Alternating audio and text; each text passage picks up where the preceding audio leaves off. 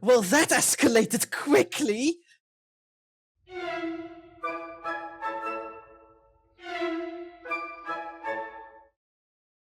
Hello, and welcome to another episode of Cosmere Conundrum with with Mavens. Yeah, I'm your host Nemo. There we go. And I'm Roman, and it's amazing. It's what should be the final episode of this book in terms of discussing new chapters, and he still manages to muck up the intro. It's fine. I mean, a lot happened between the last. A chunk of my theories were proven correct. Yeah, None of the recent ones were. pretty much. Yeah, I mean, you decided to breeze through the entirety of last part. I breezed through the fact that we recorded the last episode 3 hours after having started recording the episode before that, and then I raced through these 5 chapters really quickly. The only real reason we took more than a week to record after that was because both of us didn't have the time and the energy. Anyway, let's get into the chapters. Let's see how much we can do today. Let's start first with the this is not with the not epigraph, or at the start of the part. Yeah, this is the epigraph. In the epigraph, the this author isn't says an epigraph. It's the start of something. It can't be an epigraph. The start of something is an epigraph. Epi just means before. What I was talking about is catagraphs, which is at the end of the things. Language is confusing. This is why he's the language guy and I'm the history guy. Anyway, in the epigraph, the author says that they must not take the power for themselves, for they know the consequences of it, which is interesting. Yeah, it's an interesting one to start it with. We have seen this being repeated quite a few times throughout the epigraphs. Makes sense. There's not really much thing into is it that you can. I fully feel this can absolutely apply to Kelsey. Yeah, easily. He effectively did not take the power for himself because he took the choice of martyrdom. Yeah, he basically I mean, we'll talk about that in the next chapter as well, where how he planned everything and what his plans were and how that affected everyone else. We have been talking about this for a very long time, about how you cannot really take religion away from someone, and that's exactly what he does. Yeah, it's what it will point out in this chapter is that he was always asking the same question. Yes. Anyway, chapter 35. We start with heartbreak dissection. Yes. When reflecting back on Celsius saying to trust him while she's functionally broken. She's in mourning and she doesn't understand how grief works. This is literally someone who does not have a clue how grief works. Yeah, I mean, she says that she trusted Kelsey and yet he betrayed her all the same because that's the thing. She says betray. But she says betray, and it's no, but that's because of her twisted way of viewing what trust is. Yeah, I mean, she hasn't really learned the exact meaning of trust yet. She'll learn later on, obviously, but right now she is just still dealing with her emotions of the aftermath of what happened. She is a 17-year-old girl who just saw the only real father figure in her entire life die. Yeah, pretty much. And seemingly die for nothing. Yeah, and given her experiences that she has had growing up, it makes complete sense that she would treat it as a betrayal and not really. Yeah, I mean, this entire section is utterly heartbreaking. Yeah. And she goes so far as to compare Kelsey's betrayal to that of Reen and says that the thing is she doesn't believe that. My immediate says this is someone who is in grief who does not know how to process grief. Yeah, she's pretty much making connections where they don't exist. All out of grief, she is not really making sense at this moment. She's trying to process her emotions, so it makes sense completely that she would compare it to Reen. But she also says that Reen was at least honest about it, which we'll get to that, but from her perspective, Reen was always saying, I will abandon you. Yeah. We'll get to that. I have an idea what he meant. Yeah. We'll get to that. We'll get to that. 2 chapters from now. Yeah. While she's feeling the mist all around it as she hovering above the clubhouse, not warehouse, wherever they were No, staying. the bolt there. Mm-hmm. The And bolt there. Caesar arrives, saying that it is a quiet night, and well, yeah, but also just like Caesar just like where are you? yeah, Because Vin is high up in the air, anchored by coins.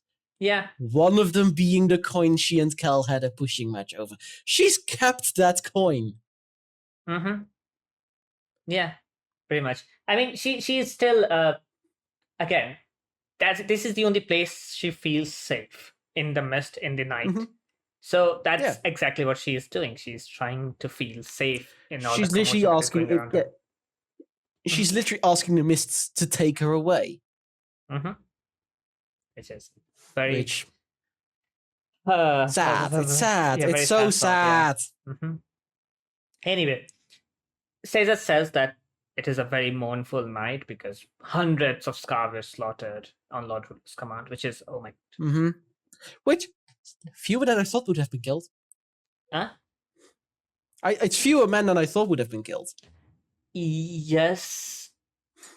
Perhaps, but I imagine general panic set in the second the Inquisitors started slaughtering everyone. Yeah. Then Ben says that they saved very few compared to those who they let be killed.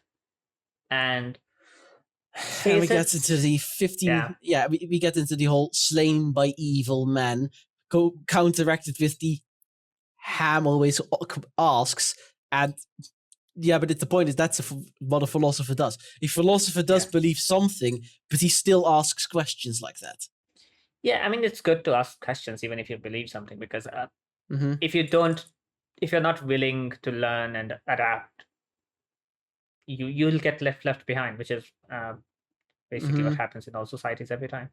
And but the next section is basically Vin venting. Yeah, Vin says that Kelsier wasn't a good man either. He lied about his plans, and says that maybe they don't understand the plans because he still believes in Kelsier. True. Says it still believes. True, yeah, he still believes in Kelsier, and Vin doesn't want to listen to it. Obviously, she's still hurting. No, heck, it's like she says Kelsier doesn't deserve it, and I love Caesar. You don't mean that. You're angry. Yeah. And she's in the anger phase. Yeah. I mean, Caesar does say that Kelsier's legend has grown among the Scar and he has become a religious figure for the Scar. And this is, this was basically at this point, considering what we can have from the chapter where we saw him in the Scar tenement, there is only really one religious figure you can compare it to that I am very well aware about. I mean, he was literally that's a Jesus figure, and the thing that he does with the Kandra later on is basically what happened. Is mirroring the mythologies. He's we'll get to it. And I'm gonna say that a lot today because you keep jumping ahead. Anyway, Vin is completely broken. She says that she asks about the others, and Caesar says that they are going to leave Luthadel, and so is Caesar. And Caesar he can't take Vin. He needs to tell his others, and he can't take Vin with. And I'm just like, Vin is immediately like, oh, I'll just be alone. I'm just like, honestly, all of them would take you with them if you wanted to go with them. Like, literally, all of them would help you. Yeah, Caesar. We fully see this with them. They care, like the way Ham pulls Vin away from Kel's body is just we need to go, and it's very much we need to get to safety now. If Ham did not care for Vin, he would not have bothered. Quite so. I mean, we know Ham has a family. He might as well adapt Vin. Who knows? Adopt, not adapt. Adopt. Yes, words. You're the language guy. I'm not I am the linguistics guy, not the language guy. Anyway, Vin doesn't think that Caesar will return, which is quite heartbreaking.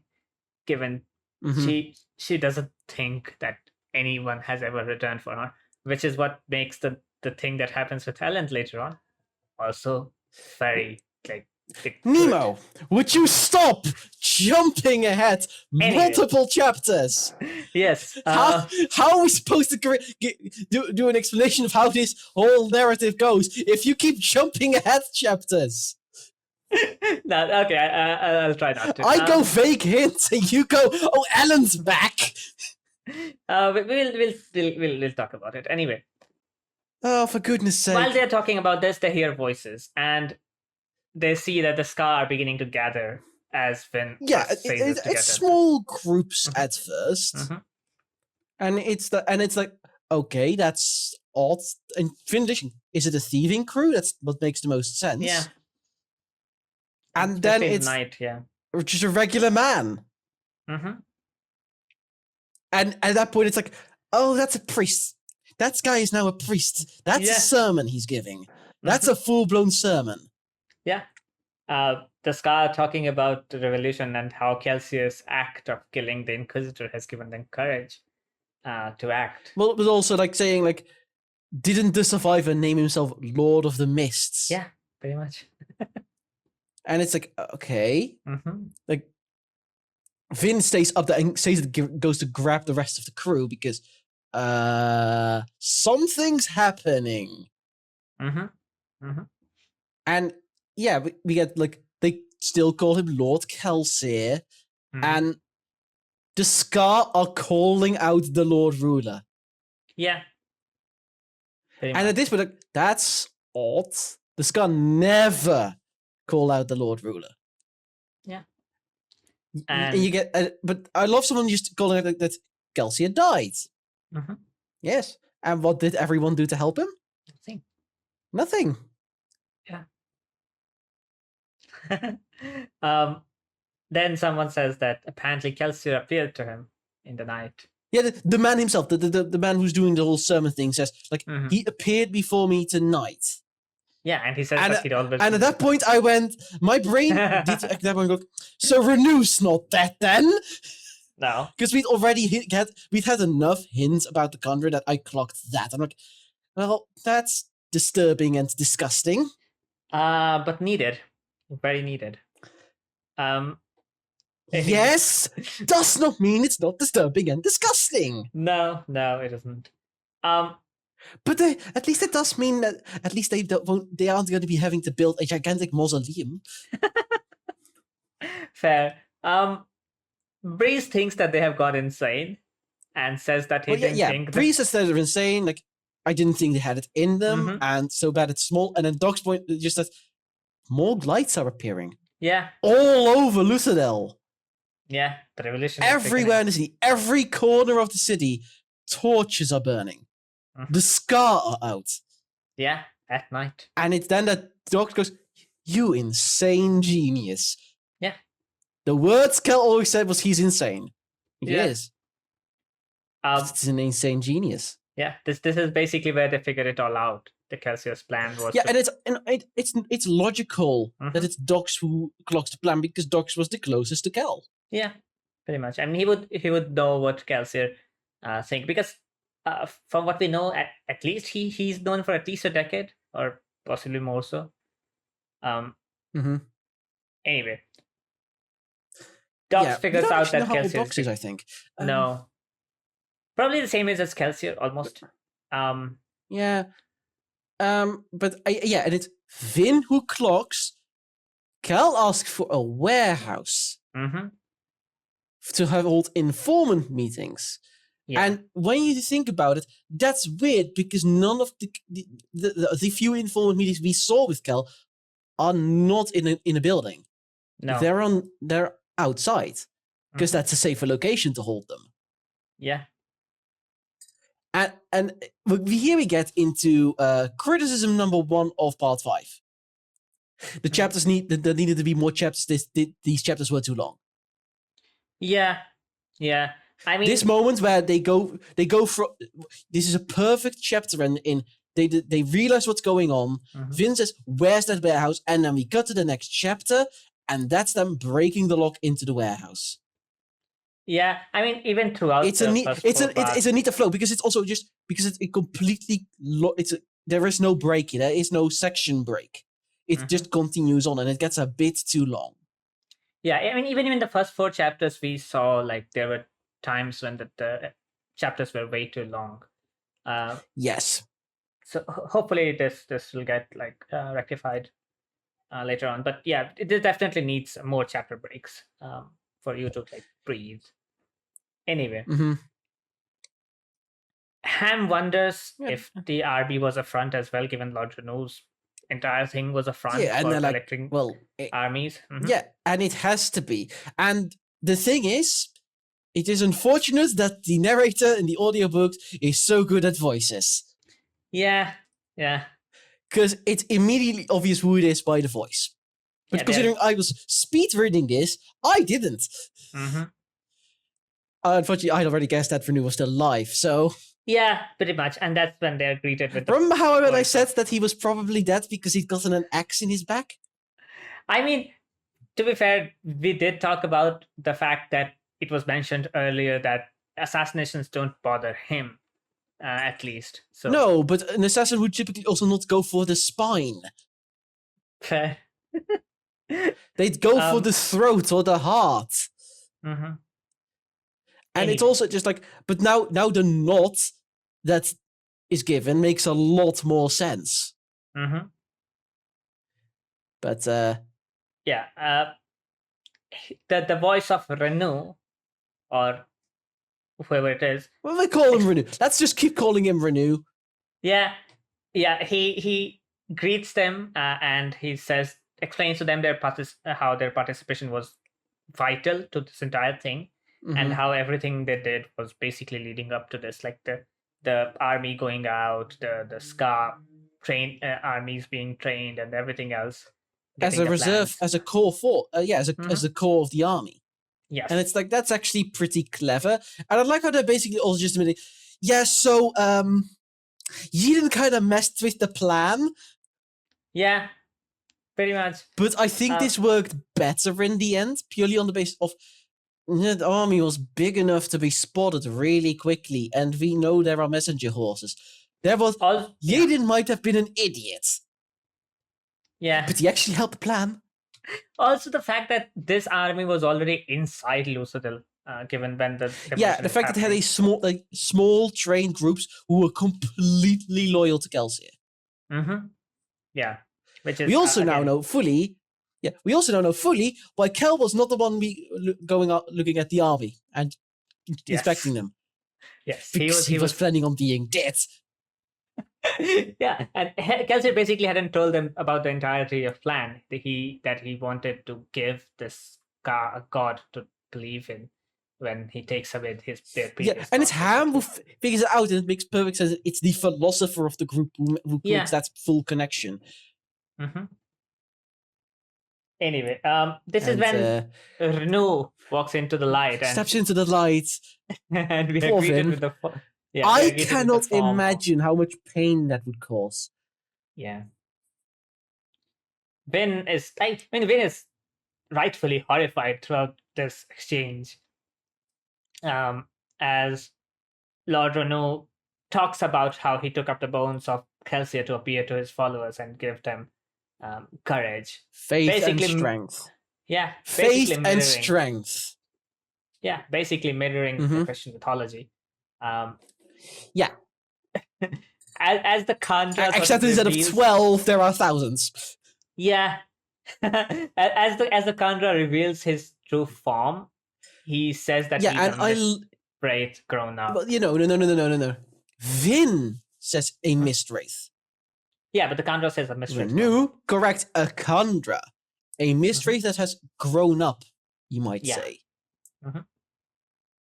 Which is interesting that you did talk about when mist-wraith was being introduced, that they would play a very vital role in the entire thing. In a world where there are seemingly no other magical creatures, it is a very odd thing to include. Yeah. Everything else is just relatively normal. Yeah. And then there are these mist-wraith. Like, the environment is weird, there is a magic system, but there is only one creature. No, we also heard about the Kolos, who haven't really shown up this book. But we still don't know what the Kolos are. And they seem to be something of an army sort. So that I wouldn't include that necessarily. For all we know, there's something created with ferrochemy or something. Could be. Or with elemency. We don't know. Anyway, he then gives them a paper with Kelsia's instructions and gives Vin a pouch and leaves. Yes, but I will point out, Renew explains what everyone's role was, and he points to Doxon, Breeze, and Ham: bureaucrat, politician, general. Yeah, 3 pillars of a functioning government, I guess. Anyway, and then honestly, it's really sad that the way Renew has to give that to Vin. The way Renew is voiced in the audiobook, it does feel there is a little hint of regret for what he has to do to Vin. Because Renew was the one of the crew who, together with Kel, hung out the most with Vin. Yeah, pretty much. So it's not surprising he acts the way he does. He's more he's direct with the crew and more honest, more kind towards Vin in a way. In a way, yeah, definitely. Still creepy. Very much so. I mean, see, shapeshifters are always a bit in the gray area, given that it depends what type of great shapeshifter they are. Like changelings. Changelings. Yeah, it really depends. Yeah, that's the thing. They're either they can be a force for good, they can be a force for evil. In Star Trek Deep Space Nine, we get both. Yeah, but yeah, it's. I mean, you've never seen Deep Space Nine, I don't believe. I haven't seen. I've only seen the movies of Star Trek, which I know is a heresy. Which one? Let me guess. 2009. AKA, don't let J.J. Abrams touch a sci-fi franchise ever again. Yes. And then they did. Yes. I think I saw them because I really liked Sherlock at the time, and one of them had Benedict Cumberbatch. Don't remind me of it. Don't remind me. Don't remind me of Cumberbatch Khan. It was awkward enough that in the original series he was played by a Latin American actor, like a Latino actor. It gets worse when you then get pasty white guy to portray a guy from South Asia. Anyway, moving on. See, I didn't know it at the time. So much wrong with that. I didn't know at the time that what he's supposed to be. Anyway, I was young. What, 13, 14, something like that. Anyway, they read Kelsia's instructions, and in the letter... Yeah, the instructions are good. Yeah, he asked them to basically distribute the weapons and gather the army. Well, I get immediately what I got here. One of the last part is about the soothing stations. And I immediately clocked, that's why the Scar went out. Yeah. The Lord Ruler's control over the Scar has been shattered because all the soothing stations have been destroyed. Yes. They And that is why the Scar are willing to come out. That's how strong the control was of the Lord Ruler. Yeah, pretty much. Remember when the Lord Ruler arrived at the soon-to-be-named square of the Survivor, all the cheers for Kel died out immediately. Immediately, yeah. And they are no longer stopping because the soothing stations are all gone. Pretty much. But then, obviously... We also learned something very fun about clubs. Yeah. We learned that clubs used to be some kind of like fighter or a soldier, something like that. Clubs was very... I get with the way that Clubs is explicitly the one who is supposed to lead the assault on the palace. It tells Clubs might have been an officer in the garrison. That would make sense. He's pretty someone who has experience leading sizable groups of soldiers. Yeah. I mean, we don't really know the hierarchy of... We don't learn anything really about it, but it's the most obvious one. Yeah, it's a great nod to it. But also, given he's a Scar, I don't think he would have had very high ranks. Ham literally introduces us to officers at the garrison, and those are clearly not noblemen. That is true, yeah. They are not, those are not nobles. Because why the hell would noble officers interact with Ham? That is true. Yeah. But probably Clubs was one of them as well at some point. Anyway. We get this lovely thing of basically Luthadel itself is already on the verge of collapsing because the economy is collapsing because the nobility is slaughtering each other. And they now know how to kill the Inquisitors. And Breeze also pointed out the nobility outside of Luthadel is about to start killing each other. Yeah. News of the House War is only now spreading across the countryside. So, and then it's like, well, I'm about to vote Lord Ruler, and all of them turn to Vin. Yeah. And it's like, Vin, you were literally just wondering what they were going to do with you. Yeah, I mean, when they opened the map, they had everything there. Everyone's jobs was there, except for Caesar and Vin. And Vin and it's very clear what's at the time. And it's like, And then we get, honestly, this very sweet letter. Yeah, a very sweet message. The fact that the crew gets a generalized message, yes, and Vin gets a personalized one, especially that last line. Yeah, pretty much. Brilliant. Vin opens the bag to first of all discovers the atium and the 11th metal in it, and then the message, which says that her original job was to assassinate nobility, but she convinced Kelsier that they can live, and so she doesn't have to do that anymore. Yeah, and then he just goes, "I never could figure out how this damn thing works." Yeah, pretty much. He also says that Vin's job now is to protect the crew.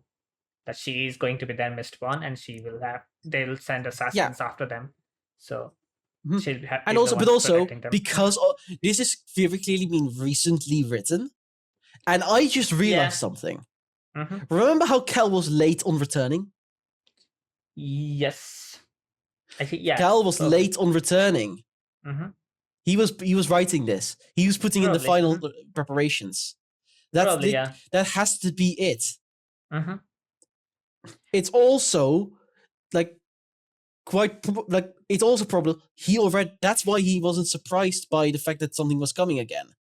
Yeah, I mean, we did. He knew. He already knew Renew was captured.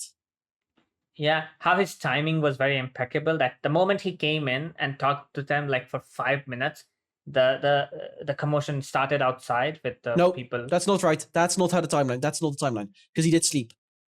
Oh, that was the previous one. Sorry, that was the previous execution. Yeah. He returns and he sleeps, and it's the next afternoon that shit goes wrong. Yeah, but I really like this. How it's like Kel took in the words that Finn asked him about him abandoning her, and he's like, "Please don't be angry at me for abandoning you. I was given an extension."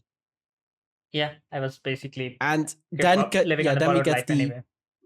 And then he mentions the whole thing. You're now their protector.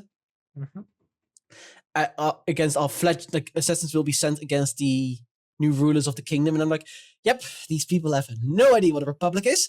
That is fair, yeah. And then this line, farewell. I'll tell Mare about you. She always wanted a daughter, and it's the literal first time Kel has outright said that Vin's his daughter. They've had moments where it's very clearly indicated to be, and it's very clear from the hug thing that Vin also realized it, but this is the first time it's said explicitly. Yeah, pretty much. I think even it took time for Kelsier to accept this. Kel had realized it by the time he handed the flower image. Yeah. Anyway, then she tells the crew about the 11th metal, and Dox proposes just to tie up the Lord Ruler and throw him in the dungeon. Again, from what they know, Like they don't know his full power. Nobody No. really does. Yeah, and Vin does see like the scar sort of taking up arms and says to Caesar that she has nothing to do anymore and that she has to do more. First, we says it first, but that sometimes we just have to wait long enough, mistress. Yeah. Yeah, basically what Caesar said earlier about believing. I think Vin has Vin has also not quite realized yet that by virtue of Kel's death, Caesar is now fully Vin's. As as basically a servant. Steward, yeah. Steward, but servant, let's be honest. Pretty much, yeah. Which is, makes sense. And there is a saying that Kelsey was always fond of. There's always another secret. Even the plan I thought was his plan, of which was the destruction of the pit, which was definitely part of the plan. Yeah. Wasn't the full plan. There was still another secret. Anyway. She wants to do more. She wants to... Well, yeah, she wants to do more, but she doesn't know what. Yeah. This is when she looks she inside realizes the pouch again. And the piece of paper that's in there, it's the drawing of the flower. The picture. And it's like, and then Vin realizes bureaucrat, politician, soldier. There's one more job each kingdom needs. Assassin. Assassin / spy, to be fair. Yeah, this is where she basically makes up her mind to take down Lord Ruler, if not kill him. And she immediately begins, and she starts improvising immediately. Yes. I mean, first of all, she downs a bunch of metal, the 11th metal, the ATM, all of it. And prepares another vial. She also prepares a backup vial. Also, she grabs like stone arrowheads. Sorry. Stone arrowheads, but also powdered metals. Yeah. We'll talk about it in the next chapter how she uses it, but Vin's instinct is again. She doesn't know how the Inquisitors work. She doesn't know anything about them. But she does know. She's figured out by virtue of the fact they can see through copper clouds that they must have incredible iron sight. Yeah. And there's only one thing that could mean. Yeah, and that's when she basically scrapes off the metals of all of it and gathers everything. And when Caesar asks her what she's doing, Vin replies that no one realizes how powerful the Lord Ruler is, but she does, because she could feel his presence when no one could.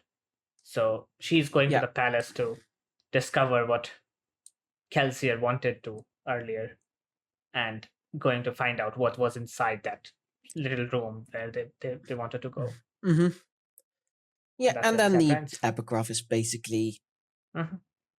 Yeah, epigraph is just author saying that he's happy that there are people who are against him, because that reminds him what he's doing. Yeah, and that his task it reminds him that what he's supposed to be doing. Yeah, and that his task is to ensure the survival of the mankind, and that's good. Yeah, the epigraphs, we have basically read the end of the journal already. These are just filling in the gaps now about the mentality. And sometimes repeating what we've already read. There are times when we outright repeat what we've already read, and that's logical. But chapter 36, and damn, she's coming in. It says Vin walked quietly towards Predick Shore. I would say she stalked. Yeah, she's full. Remember how Kelsey pointed out that she walks less like a proper noblewoman and more like a predator. Yeah, but also, I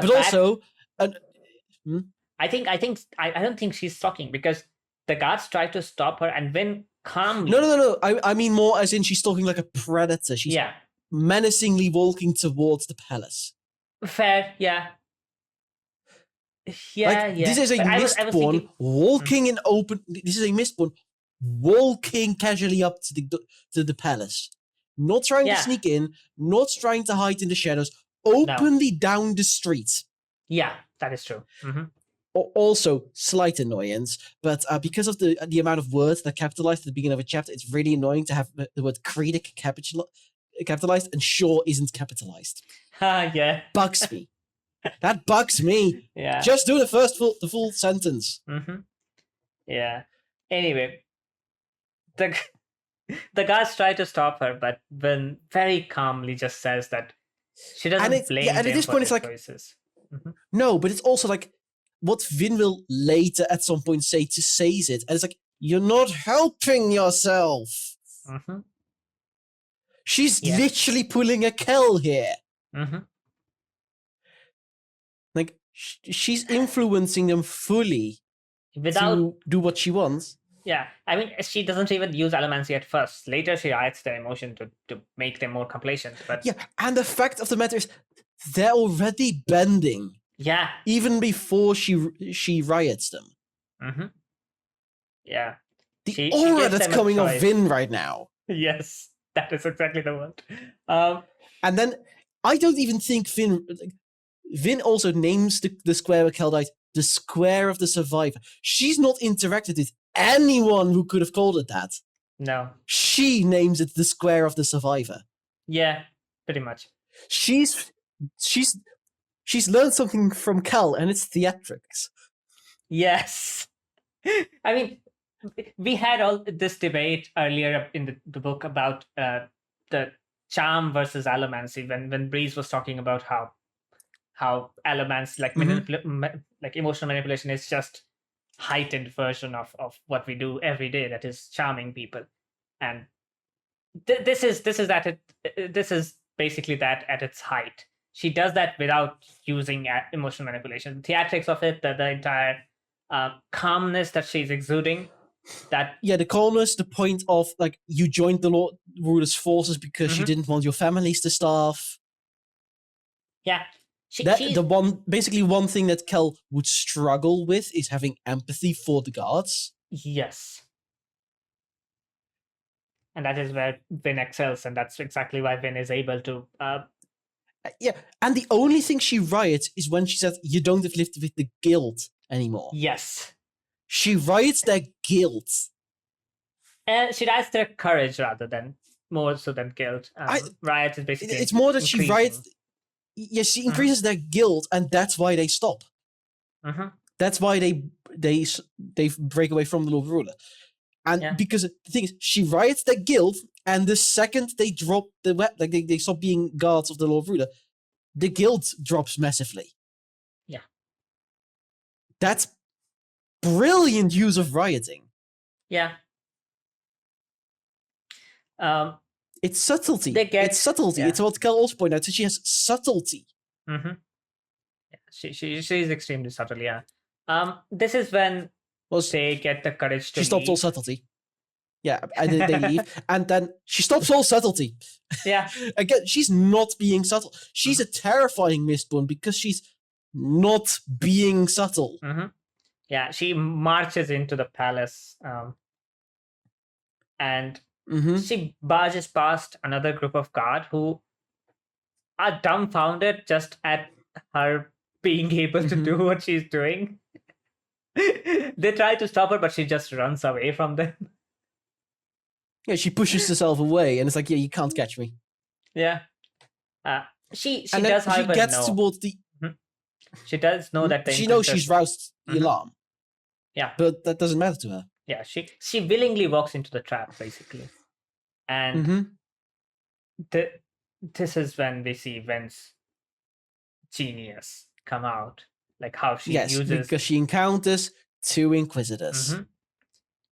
And the way she tackles them, like starting with the stone arrowheads with rings on them that she pushes towards them, and the Inquisitors also put force upon it, which dislodges the rings, but the stone arrowheads still have momentum. And the obsidian arrowheads are still continuing. Yes. And they are going through with a lot of force. Exactly. Vin threw everything into that bush. Because some of them go clean through a body. Yeah. The first one of the Inquisitors sort of drops. The other also has a lot of lacerations on their body. She then uses the pewter dust that she collected. Yeah, she just tosses it in the air. Yeah, confused. And it's incredibly smart because, like, they have no eyes. No. There are spikes through the eyes. There is only one way they can see at that point. Yeah, it's iron sight. Yeah, iron sight. Yeah, basically seeing where the metals are around them. And as we learn later on, that their iron sight is extremely powerful. Which, basically would confuse them. She doesn't kill them though. And she does admit, wasn't sure that it would work. Yeah. I mean, yeah, but still, she had good intentions. She knew that something is up. She just didn't know how much of it is gonna work. That is when also she goes past them and she didn't kill them, which is interesting because she says she's at this point she's still in infiltration. She's in infiltration mode. Yeah, like, I mean, she's not being subtle. She's basically not being subtle, more to distract than like she's trying to distract them from what she's doing. Yeah, this is only an infiltration mission at this point. Yeah, because she says that it'll take a lot of time to basically kill them, and that's probably going to attract more Inquisitors to her. So the only way she knows how to kill them is to behead them, and she doesn't really have a weapon capable of that. Yeah. So she simply jumps away from them and towards her target, the room where Lord Ruler visits every 3 days. And the building is like the inside is weird because we immediately begin. She almost trips over a rug made of fur, which is an interesting one. Yeah, she just starts looking around. She doesn't notice anything like remarkable. It's a very simple room, and she describes it as a room of a pack rat. We're not there yet. It's fine. There are odd objects in the room, and nothing of importance really. Yes, but we're not there yet. Yes, we are. Sorry, we are there. Sorry, my search option was wrong. My searching went wrong. I forgot that pack rat is 2 words. Yeah. Anyway, I'm Dutch. We just combine words. Yeah, it's an interesting term to use, pack rat. Given it's deliberate, as I have pointed out to you. It is a very deliberate thing for something that will be revealed in the final normal chapter, which I am warning him to not say right now. No, I won't say it. But the word hoarder was right there. But the fact that the word pack rat is used is very interesting. It's deliberate. It's like if I had been reading this slowly, I would have clocked what was going on around this part. Yeah, pretty much. The coincidences are too much at this point. But I was not reading it slowly. I was speed reading this like crazy. And whilst I'm speed reading, I can absolutely understand exactly where the story is going. I do not remember all the details. And a word like pack rat would have gone just been right over my head. Yeah. While Finn is looking around, she notices someone sitting near the hearth. An old man in a rich clothing. To be fair, that's not because she only noticed him now. No, it's because he menacingly turns the chair around. Yes. And it's just like, what is he, a Bond villain? Pretty much. I mean, as I said, a lot of this book feels very cinematic. So... Yes, this is probably amongst the most... It's this and the death of Kelsey that so far felt the most cinematic so far. Because the death of Kelsey can be one of those typical anime things of 20 different shots of the exact same thing, all in slow-mo. I mean, there is another one which we'll get to later on because I found that also very I said so far. I said so far. Given that she found nothing, she tries to run away, but is instantly grabbed by an Inquisitor who addresses the old man as Lord Ruler. which is she also immediately realized it's one of the Inquisitors from before. So even with pewter, that should not be possible. Yeah, because she destroyed his leg. Yeah, he healed very quickly, which surprises Vin. And yes, and the reveal of it's the Lord Ruler is basically the final piece you need. After that, you get the 11th metal bit. At that point, it's very obvious if you're reading this normally who it is if you've put the clues together. The clues are all in front of you at this point. Yeah. Now, the Lord Ruler asks the Inquisitor to kill her. But the Inquisitor says... Fair enough. But the Inquisitor says if he can keep the girl because she might be of interest regarding their petition for the Canton of Orthodoxy. And we know why. Lord Ruler doesn't. So he's very visibly annoyed at the mention of the petition. Yes, I like what I do appreciate. Like he says warily, and you can really tell that the Lord Ruler is an exhausted person. Remember how I think Erland at one point said that the Lord Ruler doesn't look happy ever. No. Yeah, they were talking about maybe Lord Ruler getting married would help him. Yes, and it's like Anyway, but it's like, but it is like okay. Yeah, Vin keeps trying to run away, but the Inquisitor is way too strong, and she burns the 11th metal then. To see. Yeah, because she was like, no options left, burn it. Kel had said it's safe, burn it. Yeah, and it's interesting. Yeah, she notices a man wearing a woolen outfit standing next to the Lord Ruler, looking content. Which is looking content, and the description of this person. He had a full beard and wore a thick woolen outfit with a fur-lined cloak. It wasn't rich clothing. No. It was well constructed, and it's like interesting. And then we get the another man sort of the other figure, which is like that's obvious. It's past, like a past version of the people in the room. So the past version of the Lord Ruler and the Inquisitor. Yeah, she notices that. And we get that with the Inquisitor. This Inquisitor was clearly a former nobleman. She does notice, however, that the man who's standing next to the Lord Ruler, it looks a lot like the man who killed Kelsier, which should be obvious, but still. Yeah, it's because I mean that's obvious. It's historical versions of who someone was, or at some point, which is why I fully think it's the 11 metal is clearly something to do with gold. Then because gold again, it's gold shows you something of yourself, and the 11 metal shows you something of someone else. Yes, exactly. They're paired. They're very obviously paired. Yeah, pretty much. Which is this is interesting. We talked about gold. And we talked about it being sort of a representation of her inner conflict, basically. Like when having the inner conflict between being a nobleman and being a scar thief. The gold ghosts, or whatever they were, basically were sort of a representation of that.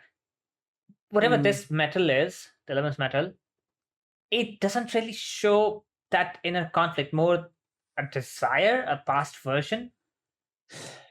Yes, very much past version, because the Inquisitor is very much what he was before becoming an Inquisitor. Yeah. So perhaps it's before a corpse thing happened in their life. Yeah, that would make sense. It's just before the Lord Ruler became the Lord Ruler. It's just before the Inquisitor became the Inquisitor. That would make the most sense, in my opinion. Yeah, that makes sense. Anyway. Especially what comes later with the type of clothing the Lord Ruler ghost is wearing. Yes. Yeah, that makes sense. Anyway. But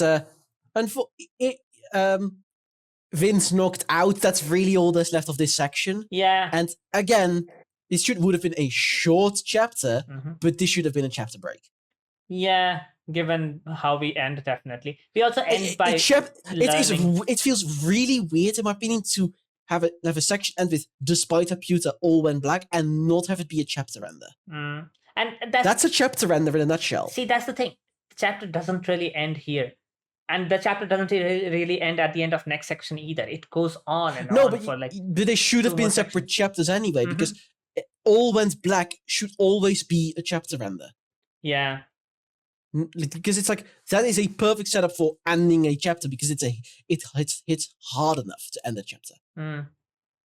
Yeah. I mean, yeah. Anyway, we then move on to Elend, who finds his... we move to Elend, and it's basically because the only piece we got in the last section is Tavidian has already called for a meeting. They are not even slightly concerned about the rebellion at this point. No. That should be a warning sign to Vin. She doesn't even realize it. There is no panic. The palace is not in panic mode. No. So it's quite a contrast to jumping to Elend and it's panic mode at Keep Venture. Yeah.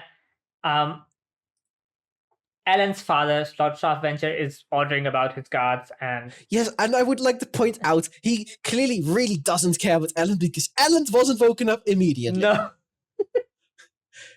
Elend clearly woke up because of the commotion. Straff was fully prepared to leave his son behind. But that's the thing. When Elend says that he's going to stay behind, Straff disagrees. Because at that point, Elend's there. Yeah. It's like, it would be very awkward to leave you now. Damn you. Yeah, pretty much. Anyway. Straff everything is like chaos. Straff informs Elend that a Scar rebellion is afoot, and Elend doesn't think it's possible, but then remembers about Valette being a Scar, so he has to stop thinking like a nobleman. And it's the beginning of a tiny bit of an arc for Elend. Yeah, he realizes like Elend's had the arc. Elend's already had his arc because he's now fully realized the Scar are the same. Yeah. That was his old arc. This is a new arc. It's very short. I mean, it's only in 3 pieces. Yeah. But it's an arc.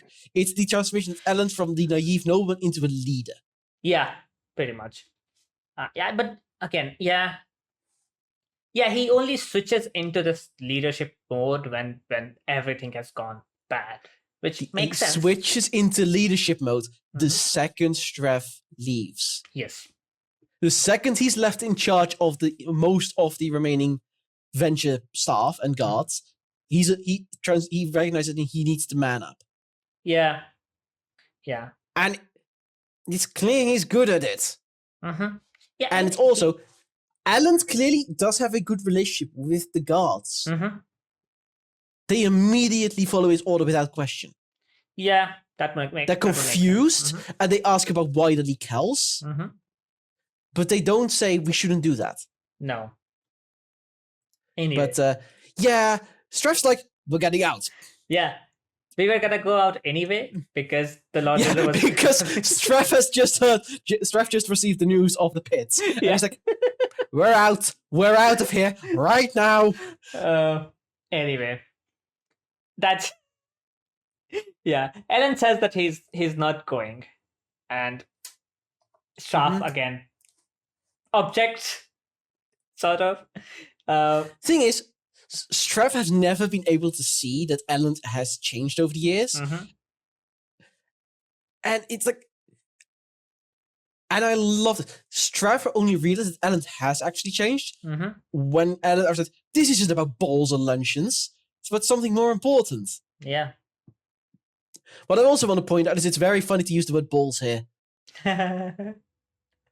Because you can, it's obviously about all the galas and the balls, but it can also easily refer to him growing a pair. Yeah. Pretty much. Some of our friends are going to listen to this episode and be very confused at why I'm using those words. They never hear me say these words. Anyway, Straff then says that Elend can stay, and Elend figures out it's because Straff sees it as a way to get rid of him. Straff sees an opportunity to get rid of him. Yeah. Elend also says that at least leave me a bunch of guards, and Straff says that you can have most of them. That's fine. Yeah, it's going to be a pain in the ass to get a single boat out of here. Yeah. At which point I'm just being like, Straff, perhaps just go stay on your horse. I mean, he The problem might be is, lynched. we also know he probably has already received news that the gates have fallen. Yeah, pretty much. And I actually just clocked something. When Dox and such are go to the gates to secure them, they've forgotten about the canal boats. Yeah. They've completely, because they're scarred, they don't realize that the nobility has a way out of the city, and that's the canal boats. They don't prioritize taking the canal boats. They don't secure the river. It's like, that is a logical flaw in the plan. Yeah. And I don't know if we're going to see Lord Venture again after this. I have a feeling we will. Maybe. But wouldn't be surprised if we also find out he died. Yeah, he might just get lynched at some point. Who knows? Yeah, and then we get this lovely way. I'm in charge. Yeah, he and like to be fair, he quickly regains his composure. Like, yes, but I've had those moments at work when I realized I'm the most senior person left. This has happened multiple times. Where it's like, are any of the production assistants available? No, they all went to lunch at the same time again, did they? I'm also the only full-timer here. Crap. Yeah. Anyway. Because that means I have to take charge. I know the feeling. It's a little bit less to the sense of what Ellen's currently facing, but I know the feeling. Yeah. Ellen then quickly orders his guard to go to Keep Likal and hold the fort there, basically. Yeah, but a very important thing is he walks into the hall, the great hall of Keep Venture, and the entire staff is gathered there. Yeah, I mean, he's securing the safety of his staff. Yeah. Anyway, he then also says that, give me your 5 best men, and I'm going to turn myself in. Yes, but also, just to be pointed out, Keep Likal is more defensible. I mean, we do know that it's like the Keep Venture is very old. Makes sense it would have lesser defensive measures compared to the Keep Likal, which is newer than this. Anyway, we then move back to Fen. And this is exactly why we were talked about chapters having breaks, because this is the second time we've gone to Fen in the same chapter. And yeah, but this could easily have, we're going to turn ourselves in is again a good chapter ender. Yeah. It's one of those things where you need to be able to know where you need to stop a chapter. And I think perspective changes in general should change chapters just to keep things on track. Yeah. Unless you get a situation with the death of Kelsey, that kind of needed to constantly flip-flop between character. Yeah. Anyway. We move back to Vin, who gets woken up by the Inquisitors and force-fed a bit of metal. Yes, just casually a bucket of water is thrown on her. And I'm like, thanks. She's also been... It's also just like, Vin, keep your clothes on there, please. Second time. To be fair, this is not her fault this time. This is the Inquisitors getting rid of everything. But it's like, cool. And she's forced to swallow a weird metal. Which another new metal we don't know. Yeah, and is this the 12th?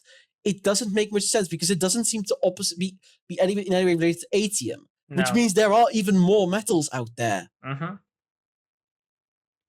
Yeah. And to be fair, if we look at the periodic table and all the alloys we have in real life, we're not nearly done with all the metals in the world. No. We have very many, even well-known metals we have not really covered. The Inquisitors ask her to burn it, and she does, unwillingly, but does. Yeah, I could speculate what this metal is. Go ahead. Mercury? I mean, if she wants to die, yes. Well, that's the thing. It immediately cripples, removes all hints of elemency. Yeah, but we are not really told that it is a liquidy metal yet. It's more of a... Well, no, we're told it's a metal of some sort. But that doesn't really tell us anything. Fair. Anyway, yeah. Makes sense. I mean, Mercury... Mercury can make sense, yeah. Anyway. I mean, it's just a random guess of, it's a metal I know that we haven't seen yet. Yeah, pretty much. And it's one I know is poisonous. Yeah, it gets rid of all of her metal reserves. which means there might be a metal out there that gives her a lot of metal reserves. Who knows? Which is weird. It might be one, or it might be one that can do all of them. Which is interesting. Anyway. Which would obviously be extremely rare, but... Yeah.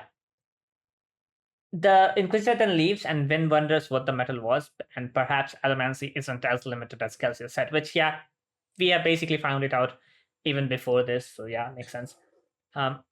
She then feels the Lord Ruler's soothing, finally, and tries to fight it. It's powerful. But she couldn't fight it because she doesn't have her allomancy Well, anymore. she's still fighting it, that's the thing. Even when she has no allomancy, she's still doing an admirable job of fighting it. Yes, I mean, she's again, regards to fighting, she's doing it, but also it's not as effective as it would be with allomancy. No, it's not as effective, but remember when she first meets Kelsier and Doxson, she also fights back soothing. Yeah. And she's not burning copper at that time. No. Yeah, I mean, her powers have her at least powers of fighting the emotional manipulation has definitely grown. It's also because she's always felt the Lord Ruler and been able to distinguish it, so she's probably able to just isolate in her mind, and it's still not working very well. Yeah, she then thinks about the rebellion and the crew and laments at her rashness to barge into the palace. Yes, congratulations, you learned the wrong thing from Kelsier. Yeah, she also compares the 11th metal to gold, exactly as what we did, and maybe it was just an alloy of gold or ATM, which then gives her the clue that there might be another metal, which is an alloy of the other metal, and so on. I don't think it would be. It wouldn't be an alloy of ATM and gold, I don't think. Not ATM and gold, ATM or gold. So one of them. Yeah, no, fair enough. Yeah, which is why she also thinks that there might be another metal that is. She already points out they have always been an odd pairing, and we did clock that when we learned what gold did. Yeah. It's an odd pairing. They don't make sense. All the others make sense. One pushes, one pulls, effectively. Yeah. These don't. Anyway, that's it. Yeah, it's basically a rundown of how allomancy works here. Which, she effectively creates a third grouping of four. We have the physical ones, we have the mental ones, and we have the time ones. Yes, gold is also technically about time-ish. Yeah, it's time. It's effectively time. It's where you are in your life, effectively. Yeah, which means there's another time one. Which means there might be another grouping of four, which has to do with the other metal that she was fed recently. Which would leave us with 16 metals. And only 10 are normally known about. Which is interesting that so many metals. That tells me they're rare, at least. Or the nobility is too scared to try new metals. Or that Lord Ruler might not even have propagated the knowledge of those metals, because they might do for example, this metal, the metal that she was just made to swallow, that is definitely feels like a very powerful metal because it got rid of all of her reserves, and if the general populace knew about it, they would also kind of use it to get rid of the reserves of the other elements if they could. Yeah, but yeah, anyway. It's interesting, yeah. While she's thinking about this, about what she saw with the 11th metal, an Inquisitor arrives again and unlocks Vin's cage. And Vin realizes that it's the same Inquisitor she pelted with stones before. And yeah, the one who's covered in marks. Yeah, but those marks have healed very quickly. Yeah, the Inquisitor then takes the Vin to Lord Ruler, and at first Vin tries to resist, but then quickly... Yeah, I mean, she's deliberately trying to annoy the Inquisitor because she knows she can't be killed at this point. Yeah, pretty much. She uses all her willpower to fight, but the Lord Ruler's soothing is very overbearing. And we see the younger version of Lord Ruler back. Which... Yeah. First of all, the throne room. just the description of this throne room. Yeah. Remember how we've always got the description of all the keeps? Yeah. This falls into the exact same vein. Mm-hmm. And all the mentions of the stained glass windows all have led up to this one. Yes. There are these are the most spectacular stained glass windows she's ever seen. Mm-hmm. Flowing bits of light, like light, mist. Yeah. Flowing mist. Incredible. Yeah, basically. And the reveal of this on a TV show would be insane. Yeah. The fact that the entire throne room, all of the sides are covered in glass. That's a show of force. Mm-hmm. Yeah. Then Vin also notices that the room is full of inquisitors. And she can't really do anything about it. And there's also a group of obligators. Obligators there as well. Yeah. Lord Ruler then asks them to begin, and the Lord Prelin tries to dismiss everything, saying that there are better things to do, like crushing the rebellion. Mm-hmm. However, the Lord Ruler is not least bit worried about it, which makes sense, saying that he'll deal with them if they ever come to the palace.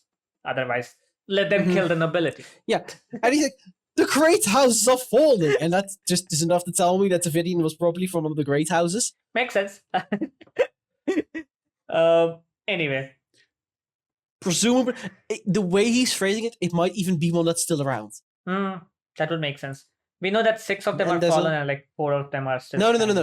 No. There are 3 or 4 of them have fallen. Only 4 have forces that are big enough to oppose the army. Okay, yeah, that makes sense. Mm-hmm. Of which 2 would be Kel and Venture. Mm-hmm. Remember, that's why I think Kel wrote that letter so late, because the Hastings fall. The Ilarial fall has to have been included. Yeah, makes sense. Yeah, then could you just say that they should operate the ministry because the men have corrupted it, which they may distinguish themselves from the obligators, like saying that they are just humans, which is interesting. That the Inquisitors don't count themselves as humans. And to be fair, it's more these men, and it's very dismissive of them. Yes, fair. But they also offer Vin. We also learn the name of this Inquisitor. Car, yeah. Car. Mm-hmm. It's like, oh god, they still have names. I mean, there was another. The other Inquisitor also had a name who followed. We learned the name later. Yes, we learned the name later. Vin. But they offer Vin as a proof. The proof, asking who her father is, and and brave Vin. Yeah. Very brave. Yeah. Vin tries to lie, saying that she doesn't know and her brother never told her and so on. But and basically he starts twisting things, and the Lord Prelin starts to realize, oh shit. Yeah, I mean, the Inquisitor outright says that given the Lord Ruler saw how powerful Vin is, and that only means that Vin must come from a very pure line, which is interesting. That if your line is pure, that you are more powerful Allomancer. Which is definitely not how we've learned it before. No. And it does make me wonder, interesting way of describing it. Yeah, because I mean, but also a big thing here. Big thing here. Mm-hmm. Carl outright points out what noble house would abandon a Mistborn. It's like that means they know how. Basically, they have an avatar test.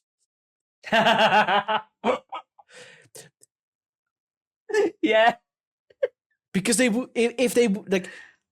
must be able to quickly figure out if someone is a Mistborn or just an Allomancer. Mm-hmm. Which is interesting because it makes no real sense because you need to snap.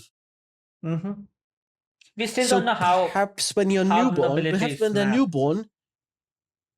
they're newborn.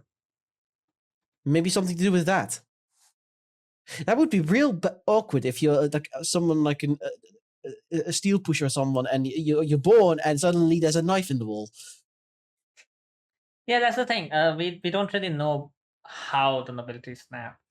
But it's odd saying like, what noble house would have abandoned such a child? I'm like, I mean, he's got a point. Yeah, fair. But it's also interesting. And Tavini's like, what are you implying? Yeah, I mean, which means that the Lord Brilliant doesn't really know anything about her. Which, no. even been... To be fair, we'll get to that, but we get into an insane thing. The Lord Ruler himself. Is that the Lord Ruler just comes extremely close to Vin. And that, to me, tells me that Vin is very good at, even without any metal, at refusing the Lord Ruler. The Lord Ruler has to be in her fucking face. Yeah. In order for her to crack. Yeah, and that is when Vin can't resist his allomancy, and so she tells him about Lord Prellan being his father. And yeah, and it's like, and yeah, Davidian says it's not true, blah blah blah.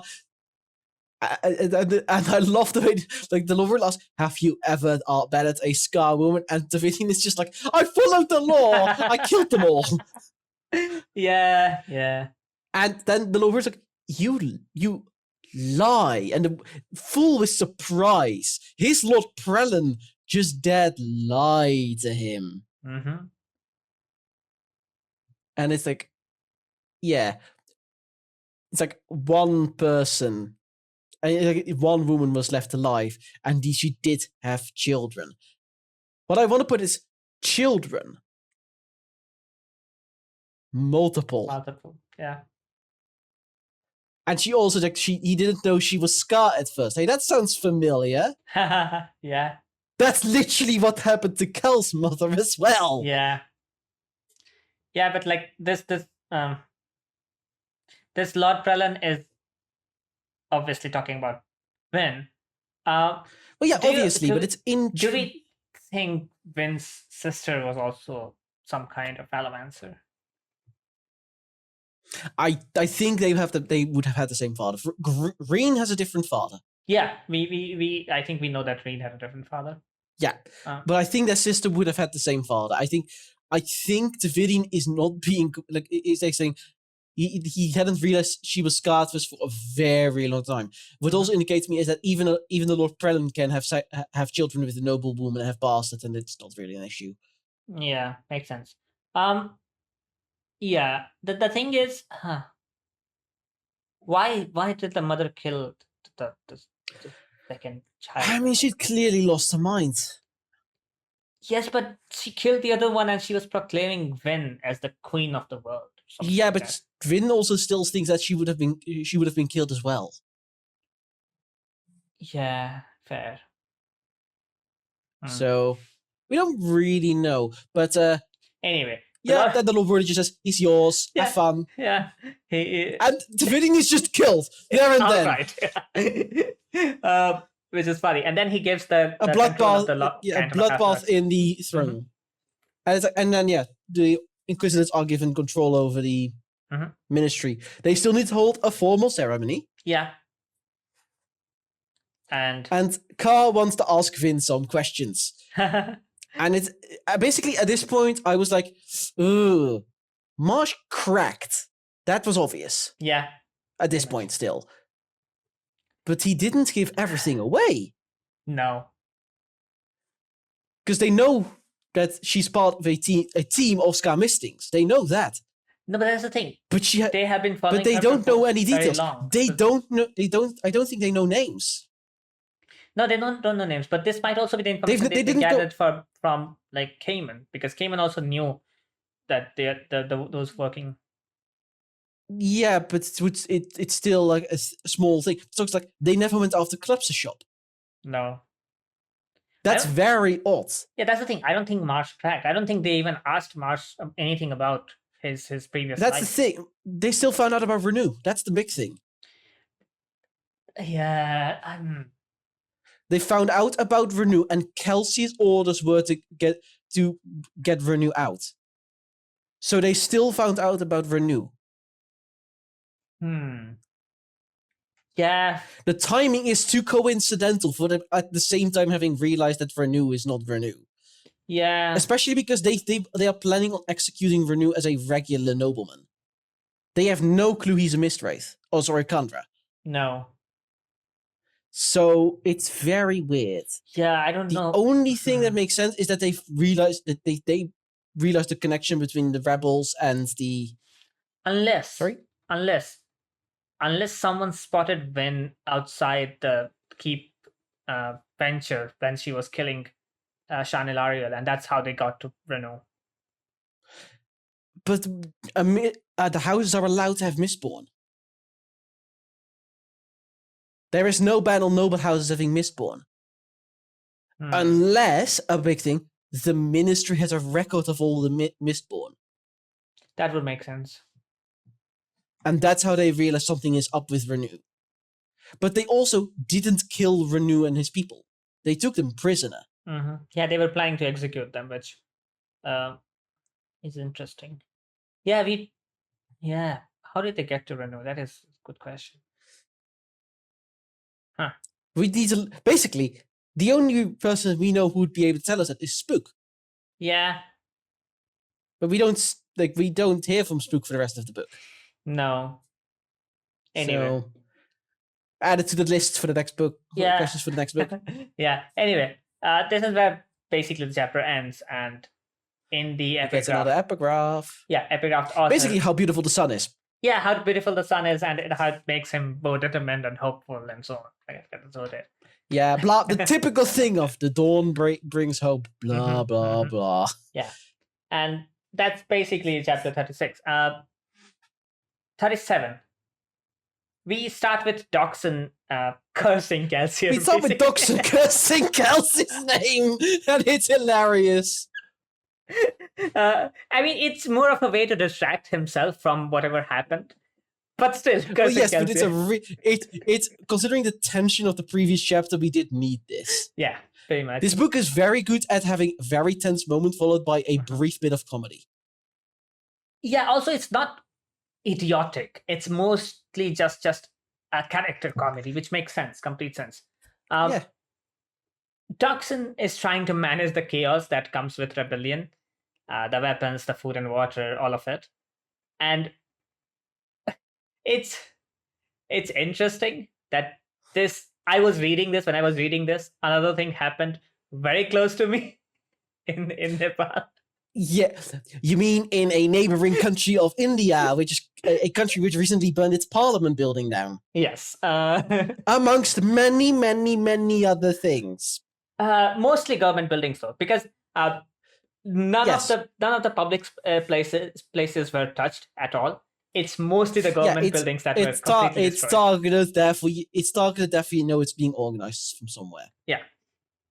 Anyway, while Doxon is doing this, a messenger rushes in and tells Doxon that Vin was taken to the dungeons in the palace. And this messenger is Gorodel, one of the people that Vin... Yes, and it was pretty clear immediately that this must have been the guard that Vin talked to directly. Yeah, very much. Doxon isn't sure if he has switched sides, but he is willing to believe him for the time being.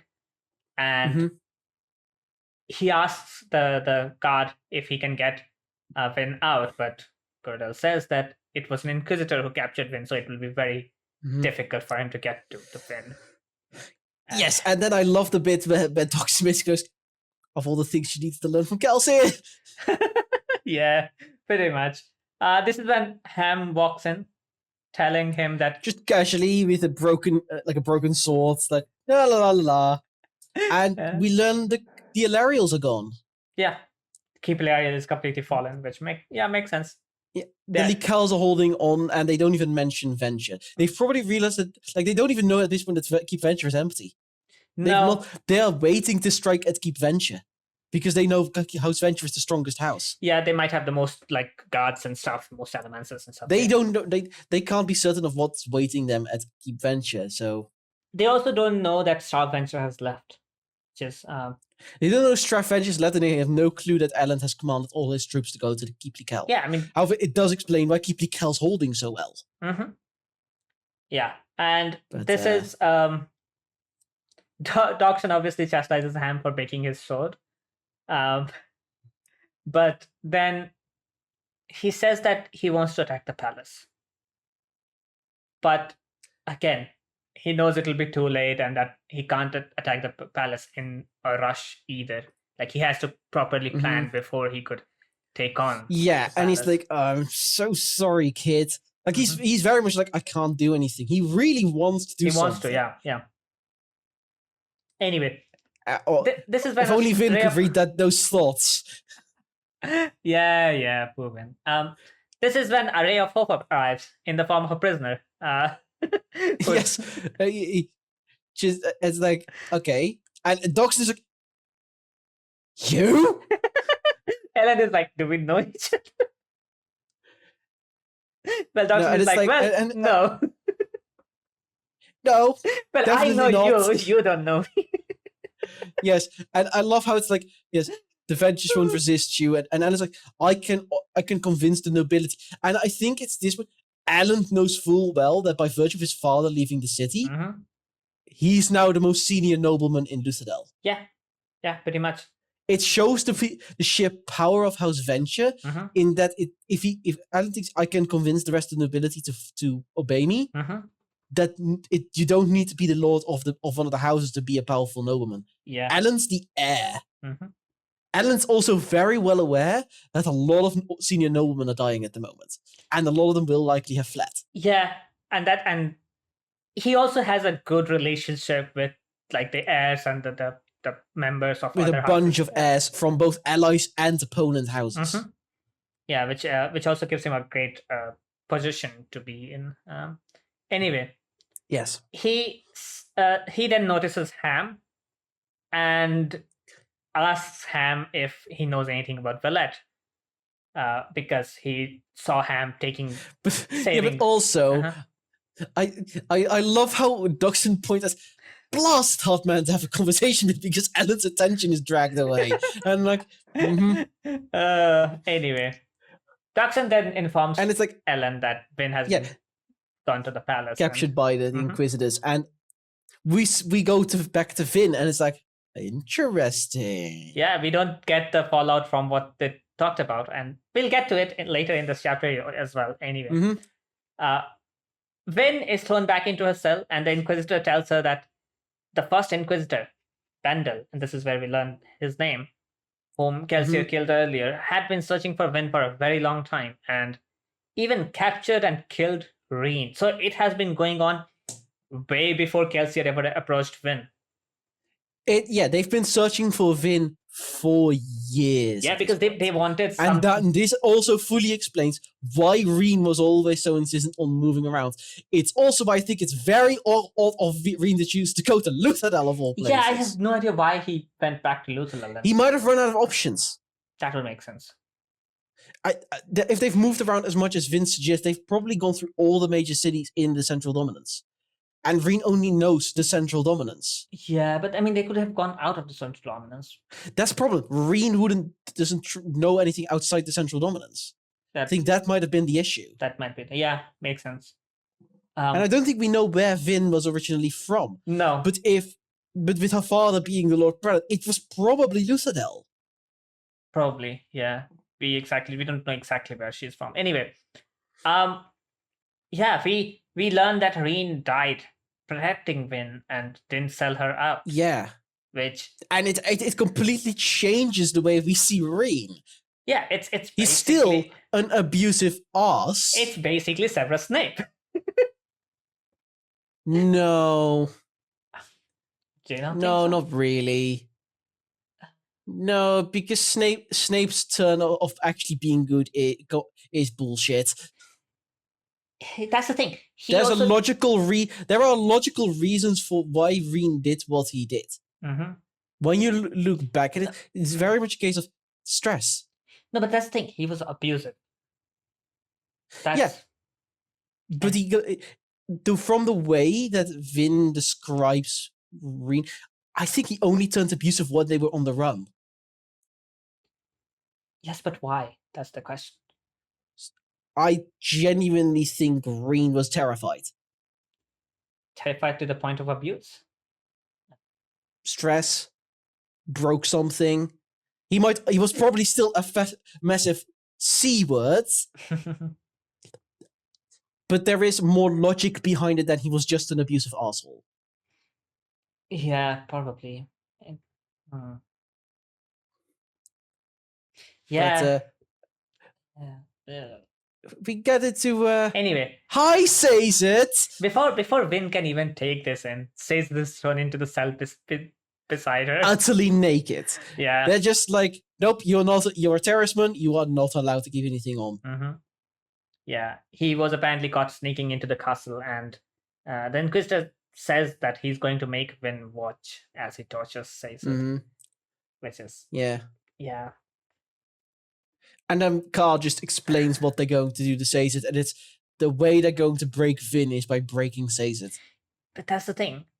The Inquisitor says that they'll make Vin tell them something that they want to know.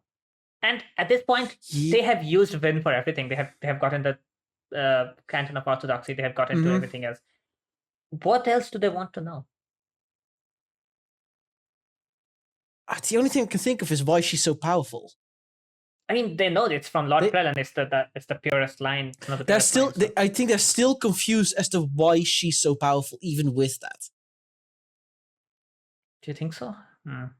Yeah, there's nothing else that she can really tell them. Fair. Like they got a description of what Vin was like, probably from like Cayman. She would have been described as a meek girl with very few skills.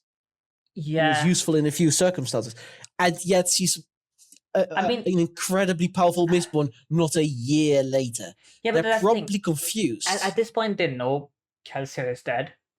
They know rebellion is happening, so it will be very easy to find the rebellion leaders. There's nothing. I mean, other than do they outright know that Kel himself is 100% responsible for the rebellion? The Inquisitors don't seem to care about it. Yeah, they don't care about it, so they don't really care about the rebellion leaders as well. So I don't know, what else do they need to know from them? I don't know. That is gonna bug me. Anyway, they might think she might know something that Vin doesn't even realize. Probably, yeah. Maybe to do with her mother's death. That could be the weird prophetic things her mother seemed to say. Yeah, that very much could be it. The Inquisitor then leaves. Vin looks at Caesar, and Caesar still manages to jest. Oh, Caesar is. Well, the thing is, Caesar is sounds perfectly fine. Yeah. He jests about Vin being in her undergarments and how Doxon would be mad at. And he still smiles. Which, makes sense. He then says that he took a vow to protect Vin, and that's why he's still here. That's why he's wanted to get captured, so that he could be next to Vin. Yeah, and it's like one, and then says it took a page from Vin's book. Yeah. Again, Vin did something that inspired someone else. Yeah, everyone steals Vin's tricks. Poor Vin. Yeah, says that stores his entire strength into a bead of metal that he has swallowed, and he does that for a few minutes, so he can use it for half that time. And using that, he breaks his bonds, he breaks the bars, and frees Vin. Big thing. She hugs, says it. Yeah. Vin is so thankful that he came for her. Yeah. Anyway. And it's like, aw, that's cute. The guards see Caesar being so powerful and just run away. Yeah, they're like, Yeah, giving Vin and Caesar the time to flee. But Vin wants to stay and fight, obviously. To be fair, it's more that Vin is trying to find something. She tries to she tosses a cloak to Caesar to cover him up. And by the time she's ready, they're ready to move. Guards are already arriving. Guards are there. So they're trapped. Yeah. And says it, go. But the thing is, Finn wouldn't have gotten out anyway. No. She doesn't have metals. She doesn't have metals, and she's way too inside the palace that she would be captured pretty quickly anyway. She manages to hold her own against the guards for a moment, despite not having elemency. That's the thing. She's still extremely small and extremely agile, even without elemency. Yeah, and tries to fight for a bit, but then quickly gets overpowered anyway because numbers game, and collapses. This is when and Caesar's literally trying to make himself like weak again and desperately trying to get strength. It wouldn't work. And then Valette. Before that. She tries to help Caesar by remembering what Caesar said about friendship. Yeah, she remembers Calcius' words and thinks that maybe being a friend means not abandoning people, not running away. And a certain red-haired character should take a note of this. Anyway, as Vin is thinking this, another set of guards appear, and this time led by Element, who uses his rank. Yeah, she hears the footsteps coming in, and she's like, "This is the end." Yeah, pretty much. But thankfully, it turns out to be Ellen. By the way, can I point out that this is such a thing, like a I'm in love with this person thing of she sees that Ellen's wearing an Owen suit and immediately clocks it doesn't fit well. Fair. Anyway, Ellen uses his rank to tell the soldiers that he's taking Vin with him, and they're confused for a bit, but then they ignore Ellen anyway and surround. Yeah, and what I like, Vin realizes, it's the guard from before that he's with. But then the fighting starts, and Ellen's group immediately moves to protect Vin. Yeah. Which is, at this point, she notices in a trunk next to her her entire gear. Admittedly, just a little conveniently. Yes. I know why, but it's a little convenient. To be fair, we did get the mentions of trunk even before this. It's still a little convenient. Still a little convenient, yes. Anyway, she downs a bunch of metals and quickly gains back her power. Meanwhile, Ellen is still fighting, and he's not doing well for himself, but he's still he's desperately fighting. And Caesar just out says, "I was wrong. Yeah. I apologize." It's like, aw. And then she drinks the metals, and instantly she shows the sheer power of a Mistborn. Yeah. Quickly. Where 5 trained soldiers and a trained nobleman are struggling. She wipes the floor with them. Yeah. She's so powerful that a few of them just run away. They don't even interact with her, seeing how she is just tossing around. That's the power of a Mistborn. Yeah, and she also says, "I can see how Kelwood gets addicted to this." Yeah, pretty much. Then the soldiers run away, and Ellen is shocked at Vin being a Mistborn. Oh, you should listen to the parts in this audiobook. It's hilarious the way Ellen reacts to all this, because it's just yes, and I see you're a Mistborn. That's rather interesting. Meanwhile, and it's generally common courtesy to tell one's friends things like that. Yeah. And Vin's mumbling. She's just. But also, Vin is on seventh heaven at this point. Yes, and Ellen is just like, ah! Pretty much. Because Vin's still in their underwear. Anyway. It's just like, but also, Vin doesn't Ellen just starts rambling. Like, look, Vin just casually points out where her clothes are, and she says, "How did you find me? Like, your friend, one Master Doxson, told me you'd been captured in the palace, and, this fine gentleman here, Captain Gordel, I believe his name is. It's hilarious. Happens to be a palace soldier, and he knew to be here. With his help, and as a noble of some rank, I was able to get into the building." He's rambling at full speed. Yeah. One thing I would say that Ellen still took the time to learn the name of the god. That's what I meant. But Ellen does care very much about the staff, and he's like, "No, I want to know your name. I want to honor you properly." Yeah. But also, then we get. I love how they heard the screaming, yes, Fennec, do you think you could put your clothes on? This is kind of distracting. And I'm just like, Anyway. he's so awkward. Meanwhile, Ben is just very happy, saying that he didn't abandon her. You found he came me. back.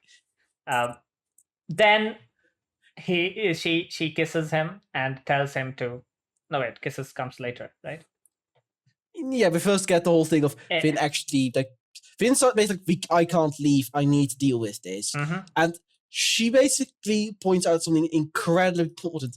She takes on the role of Kelsey here by giving a task to Ellen, and it's secure the ATM. Yeah. Anyway, she still feels Lord Ruler's presence and knows that the rebellion won't last if he lives. So, Sazed asks if Vin can defeat the Lord Ruler, and she says that she has to try. Kelsier died for a revolution. She has to make sure that it is a success. Ellen is horrified at what Vin is saying. Yeah, but it is at this point that Vin just goes for it, and I love that Vin's the one who actually makes the move. Yeah, Vin. Anyway, Vin grabs him, kisses him, and asks him to get away, basically get to the ATM and secure it and whatnot. Ellen tries to stop her, but Sazed knows that she has to do this, and Vin simply jumps away. But also, Sazed promises to get Ellen to safety. And he says that he'll come back after he gets Ellen to safety. Yeah, and then and Ellen is so confused in the span of maybe 3 minutes. Like first of all, his whole world shattered knowing that Vin was a Scar. Then he learns that Vin is a Mistborn. Then he learns that Vin is going to kill. Then he desperately tries to explain how he got here, all whilst his practically girlfriend is nearly naked in front of him, which is not something you want to do. And it's medieval undergarments, so it's still covering the entire body. It's just it's still covering everything. It's literally a shirt and something to wear underneath, but it's still bugger all relative to not the standards. Yeah, pretty much. Vin then jumps away, saying that she thinks she knows how to kill the Lord Ruler, and that's where the chapter ends. Yep, and the epigraph practically telegraphs what's coming in the next chapter. Yeah, I mean, it's basically the same thing that we learned at the last part. It's the literal end of the logbook, and that's a logical choice. Yeah, because that is the last chapter. But anyway. Yeah, and we don't need to do an outro here because we're just continuing recording for tomorrow, so we can just stop recording now. 1 eternity later. Nothing has changed. We definitely aren't recording this on a different day. Absolutely not. Anyway, chapter 38. We start with Vin hovering above the palace in the aftermath of whatever happened last time. Well, she's soaring through the air. Yeah, and she's looking at the structure of the palace and as the building rebellion outside the palace as well. Yeah, but also these spies, they remind me of the obsidian-tipped spear. I went right into Kelsier, which I will point out was completely unnecessary from the Lord Ruler. That blow to the head had already killed him. Yeah, he was just ensuring that he was dead. Yeah, that was literally what he was doing. Always double tap. That's the rule. She knows that. That's how you knew Kelsey was dead. Yep. Anyway, Vin knows that while the palace guards won't be able to do anything about the rebellion, they have no chance against the Lord Ruler because she knows. The second they're in the palace, everyone is doomed. Yeah. And last time Sazed arrived to save her. This time, no one is here for her. She'll have to do this alone. So, which come halfway through the chapter. Yeah. So she waits for a few moments so that all the Inquisitors leave, and that's when she will make. No. Yeah, she's like, okay, don't do anything. I'm not Kelsey. Yeah. And then but like, we move on to a newest perspective, that of an yes, and it's honestly the most terrifying perspective in the entire book. Yeah, we learn quite a bit about how the Inquisitors function. Yeah, this tiny bit of following Car helps a lot with understanding what the Inquisitors are actually like, and also just how terrifyingly powerful they are. Yeah, pretty much. I mean, we move into the head of Car, and Lord Ruler has already granted the reins of the ministry to the. Yeah, we're literally joining Car at the moment that the Inquisitors are given control over the ministry. Yeah, and but also he literally says they are given organizational dominance. Yes. Which is not the type of phrasing you'd ever normally use for these kinds of things. Yeah, pretty much. I mean, that just means they can do whatever they want. Anyway, Lord Ruler dismisses the Inquisitors and the Obligators, and Car is joyous because after 2 centuries worth of work, the Inquisitors have finally been able to overthrow the Obligators. Yes, which does imply that the Obligators are a more recent thing. Yes. Or, yeah. I think the Inquisitors are a very old one, and I think that might be... because, again, this world, we know that the canals are a thing from recent centuries. The plantation system is a thing from recent centuries. It definitely seems like for a good chunk of time, the Empire was not at early 19th century standards. No, probably closer to late medieval. Yeah, it definitely grew from like a 1400, 1500-ish to... Well, the thing is, from the way that we know that before everything that went down, the society was culturally pretty close to 19th century, because the nobility's clothing was identical as what it is now. Yeah. So that basically it does indicate like the world did go through an apocalypse. It regressed, and then which we roughly could have guessed, considering we had the whole thing of the islands to the south with the mountains that spew fire, which is literally where Luthadel seems to be, because it's surrounded by volcanoes. Yeah. Anyway, it's not an island. There's not islands there. No, so it's complete land mass now, which is quite interesting that there was terraforming as well, or just the sea level went down as well. It might just have been that something happened that devastated the world. That would also explain why it was so easy to take control over the world. Yeah. We do learn that the Inquisitors cannot see anymore, and they used allomancy to... Yes. So Vince's guess was correct. Yeah. Which makes sense. Like, Vince's guess was a logical guess to make on the basis of there are spikes through their eyes. Yeah, fair. But the fact that they can detect the tiniest bit of metal in almost everything is terrifying. They can effectively see by virtue of the metal in your blood. Yes.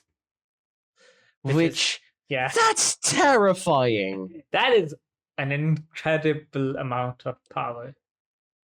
That's atom level sight. Yeah. Then it's not the same, but it reminds me so much of Toph. It's no. It's not the same. It's not the same at all. I know. It's in the way of a blind person being able to see. Yes, but it's very much not the same as Toph. No, I completely agree. It's not the same. Anyway, the Inquisitors then leave, and Car stays behind to talk to Lord Ruler, and Lord Ruler says that I can finally be at peace now that you have gained the control. Which tells me that this is probably something they bother the Lord Ruler about every single week. Yeah, I mean, for 200 years. Yeah, pretty much. I can imagine that gets annoying. Yeah, pretty much. And this is where another cinematic thing happened that we were talking about earlier. When a single coin drops in front of the Inquisitor and he looks over at the window to see the hole. Yeah, and the only thing that could have made it more cinematic if it was the bent coin. Yeah, that would be the only thing that would have made it even more cinematic. Pretty much. And that's when a shower of coin basically shattered the window as Vin. Yeah, this is basically like, how can I enter a room covered in glass? Yeah. Break the glass? Anyway, no, but we have had this setting up since the beginning, so it doesn't feel like we're out of place. I mean, this really just reminds me of just the whole thing. I keep reading about, like, Batman could just use the door. And Gotham has a convenient amount of warehouses with skylights. Fair. Anyway, that's when Vin rushes towards the Lord Ruler, and the Inquisitor is very slow. The second Vin lands, she does like skits a little bit, which is, again, that's just a tiny little bit of humor in a shocking situation. Because it's a really funny image to see a 5-foot-tall girl just whee! Pretty much. And then we also get a full thing of the mists are swirling around Vin. Yeah. And then she just dashes. It's like a freaking rogue. I mean, she is a rogue, let's be honest. She is, basically, yeah. Then we switch back to her perspective, and she darts with daggers in hand at Lord Ruler. And she burns the 11th metal. So her one plan is to attack the ghost that I want to point out something. Typically, a Mistborn has glass daggers. Yeah. She is explicitly glittering black daggers. They're obsidian. Yeah, pretty much. That can only really be obsidian. So, fun thing, she's trying to kill Lord Ruler with his Inquisitor's weapon. Yeah, that makes sense. But the Inquisitors had axes, so not really like. Yes, but they also have. We also know from the Davidian stabbing scene that they do have daggers as well. Yeah. Bit difficult to stab with axes. Yeah, pretty much. Anyway, back to where were we? We were at Vince racing for the Lord Ruler as she's burning the 11th metal. Yeah, and she races for the image that appeared and pierces it with her dagger, but nothing happens. And she wonders why she couldn't touch it, because she was able to touch her gold image, but not this image. So I mean, a logical explanation would be you can touch your own and not someone else's. It's a very logical explanation. But it's really annoying. Because the 11th metal in the end means nothing for this situation, really. Yeah, also it comes in later. Really it comes in later. Yeah, we also don't really know how both these metals work, like gold and the 11th metal. And it's very obvious. I doubt many people would be able to figure out how much. No. Gold just doesn't seem very useful. Oh yeah, that's what I want to see. My own inner existential crisis. Really want to see that. Pretty much. Yeah, anyway. At that exact moment, the Inquisitor comes around and grabs her. And Lord Ruler calls the thing is, all the Inquisitors. There is no subtlety in the way Carl grabs her. He crashes into her. There is no subtlety. There is no use of elemency in grabbing her. But yeah, the big thing is, Finn has her metals now. Yeah, pretty much. And the Lord Ruler immediately just bellows for the Inquisitors. And it's very good, again, very good voice acting in the audiobook. You can feel the guttural bellowing, and I'm like, ugh, that's... Ugh. We do also know, something that we learned, pretty much learned, is that the Inquisitors get tired really quickly. Yeah. I mean, as we learn later on, they have been awake for very long, and they also use quite a bit of energy doing the things. Carl literally says he had been awake for too long. Yeah. Living as an Inquisitor drained the body. Yeah. Anyway. Which, fair enough.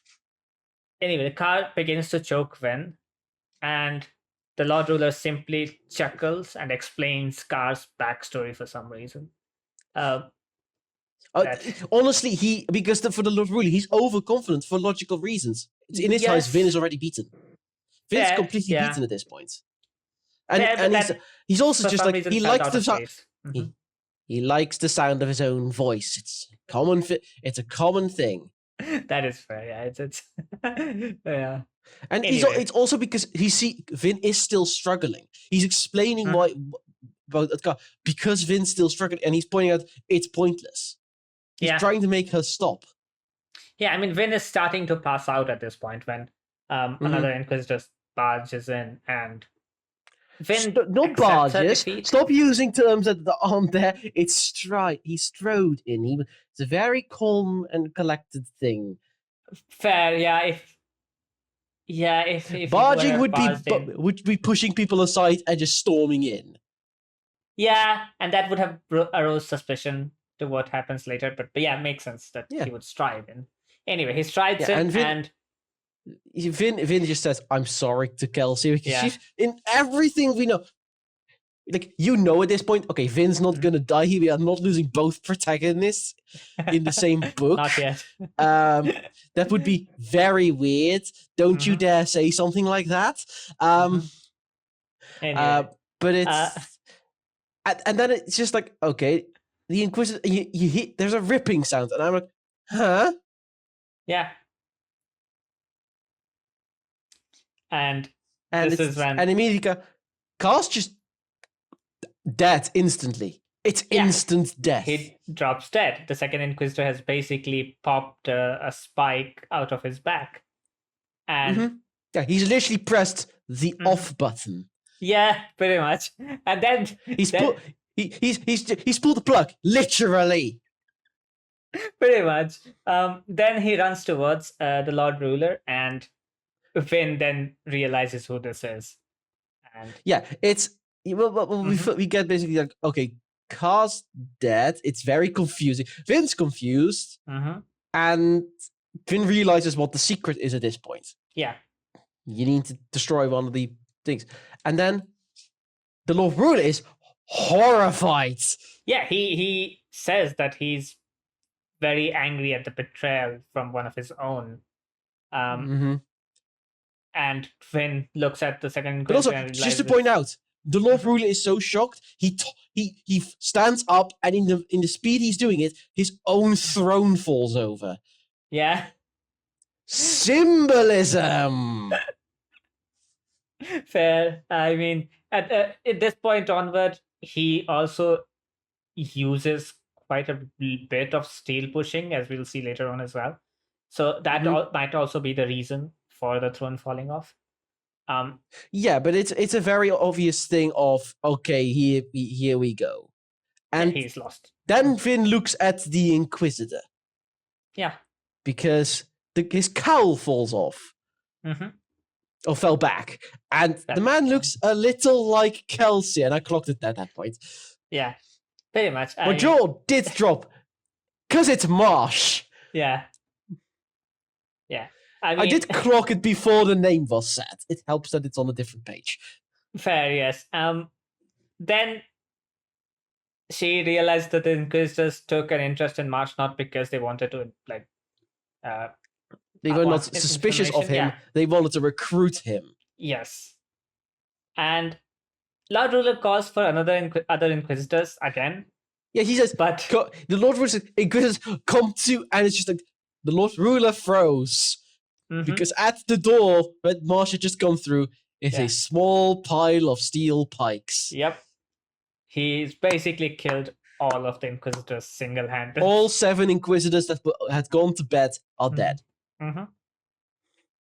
Vin then runs to help Marsh, but Lord Ruler's soothing is so overpowered that both of them stumble. Yeah, the Lord Ruler takes a short. Yeah, the Lord Ruler takes a short few seconds to recover, and once he does, he just flares. Yes, and like Vin has to flare her copper to even maintain some balance. Marsh also recovers in time to escape like a backhand again from literally the same backhand that killed Kel. Yeah, and. Like how Vin has realized that the spear was absolutely unnecessary. And Marsh tries to get up, but then Lord Ruler again throws Marsh across the room. where he sort of falls down immobile. It's because Marsh tears open the back of the Lord Ruler's suit and discovers there are no spikes there. The Lord Ruler does not function like the Inquisitors do, and that would have been too easy anyway. Yeah, pretty much. And then we basically just get like Lord Ruler is powerful. Yeah, that's basically the next half a page. Yeah, he steel pushes on every bit of metal in the room, including the ones inside. In her stomach. Yeah. She can feel it. Yeah, that's not supposed to be possible. No. And oh my god, that is so overpowered. And Vin goes flying across the room as she gets slammed onto the ground. And Lord Ruler moves towards Vin, and this is when he sort of takes off his upper garments. I don't know, it gets torn off or something. And Vin notices. I know the Lord Ruler rips off his own coat because the back is ruined, and it's pointless at this point anyway. Yeah, and it's when Vin notices his skin is pierced by his jewelry, unlike the nobilities. Yeah. So he basically keeps those things as sort of a. So that no one can. Yeah. It's a very at this point we fully in the. He's doing that so that he has a way to take out nobility very easily. And Vin is barely holding back, because of her copper cloud. She tries to run away, but Lord Ruler is incredibly fast. Even with flared pewter, Vin cannot really get very far from it. Yeah, she's flung around like a doll. She does an incredibly stupid move. Yeah. She pulls on one of the bracelets of the Lord Ruler. Yeah, and the Lord Ruler, using that pull, just throws her around, which is, oh my god, insane. And the Lord Ruler just tears everything apart. Her mother's earring is ripped from her ear. Yeah. This is so. She desperately tries to rotate into a safer position, and honestly she does a decent enough job of it, but the speed she crashes into a pillar, it's even pewter can't help, and her leg snaps. Yeah, she is very much in pain at this point, and Lord Ruler just mocks her, saying that he's God and he can't really be killed or overthrown. And when are the Scar going to learn this? How many rebellions will he have to crush? It's your evil typical villain monologue, but it's a logical it's a logical rant. I don't think the Lord Ruler gets the rant very often. No. Also, it has been 1,000 years. He has reasons to be such overconfident and at this point. Yeah, he's very annoyed by the people not having been completely broken even after 1,000 years of work. Yeah, and then he. But Vince thought of so different from the humble man in the logbook. Yeah. Lord Ruler then sees that Vin's leg is broken, so he moves to Marsh and picks him up and asks him how dare he betray him. And this is when Vin's memories sort of trigger, and she uses the 11th metal once again. Well, yes, I want to point out it's because he picks up Marsh. He says, "How dare you? I made you superior to regular men. I made you dominant." Yeah. And it's then and Vin's brain begins working again. Yeah. He keeps saying that his people should be dominant, which we've only heard one character in the logbook saying it wasn't the author. No. And that's when Vin realizes that it burns her last bit of 11th metal. Sees the attire of the man. It's not an aristocrat. It's not a tyrant. It's a fur cloak and heavy boots. A man with a full beard and strong muscles. Yeah. A herdsman? A pack-man. Yeah.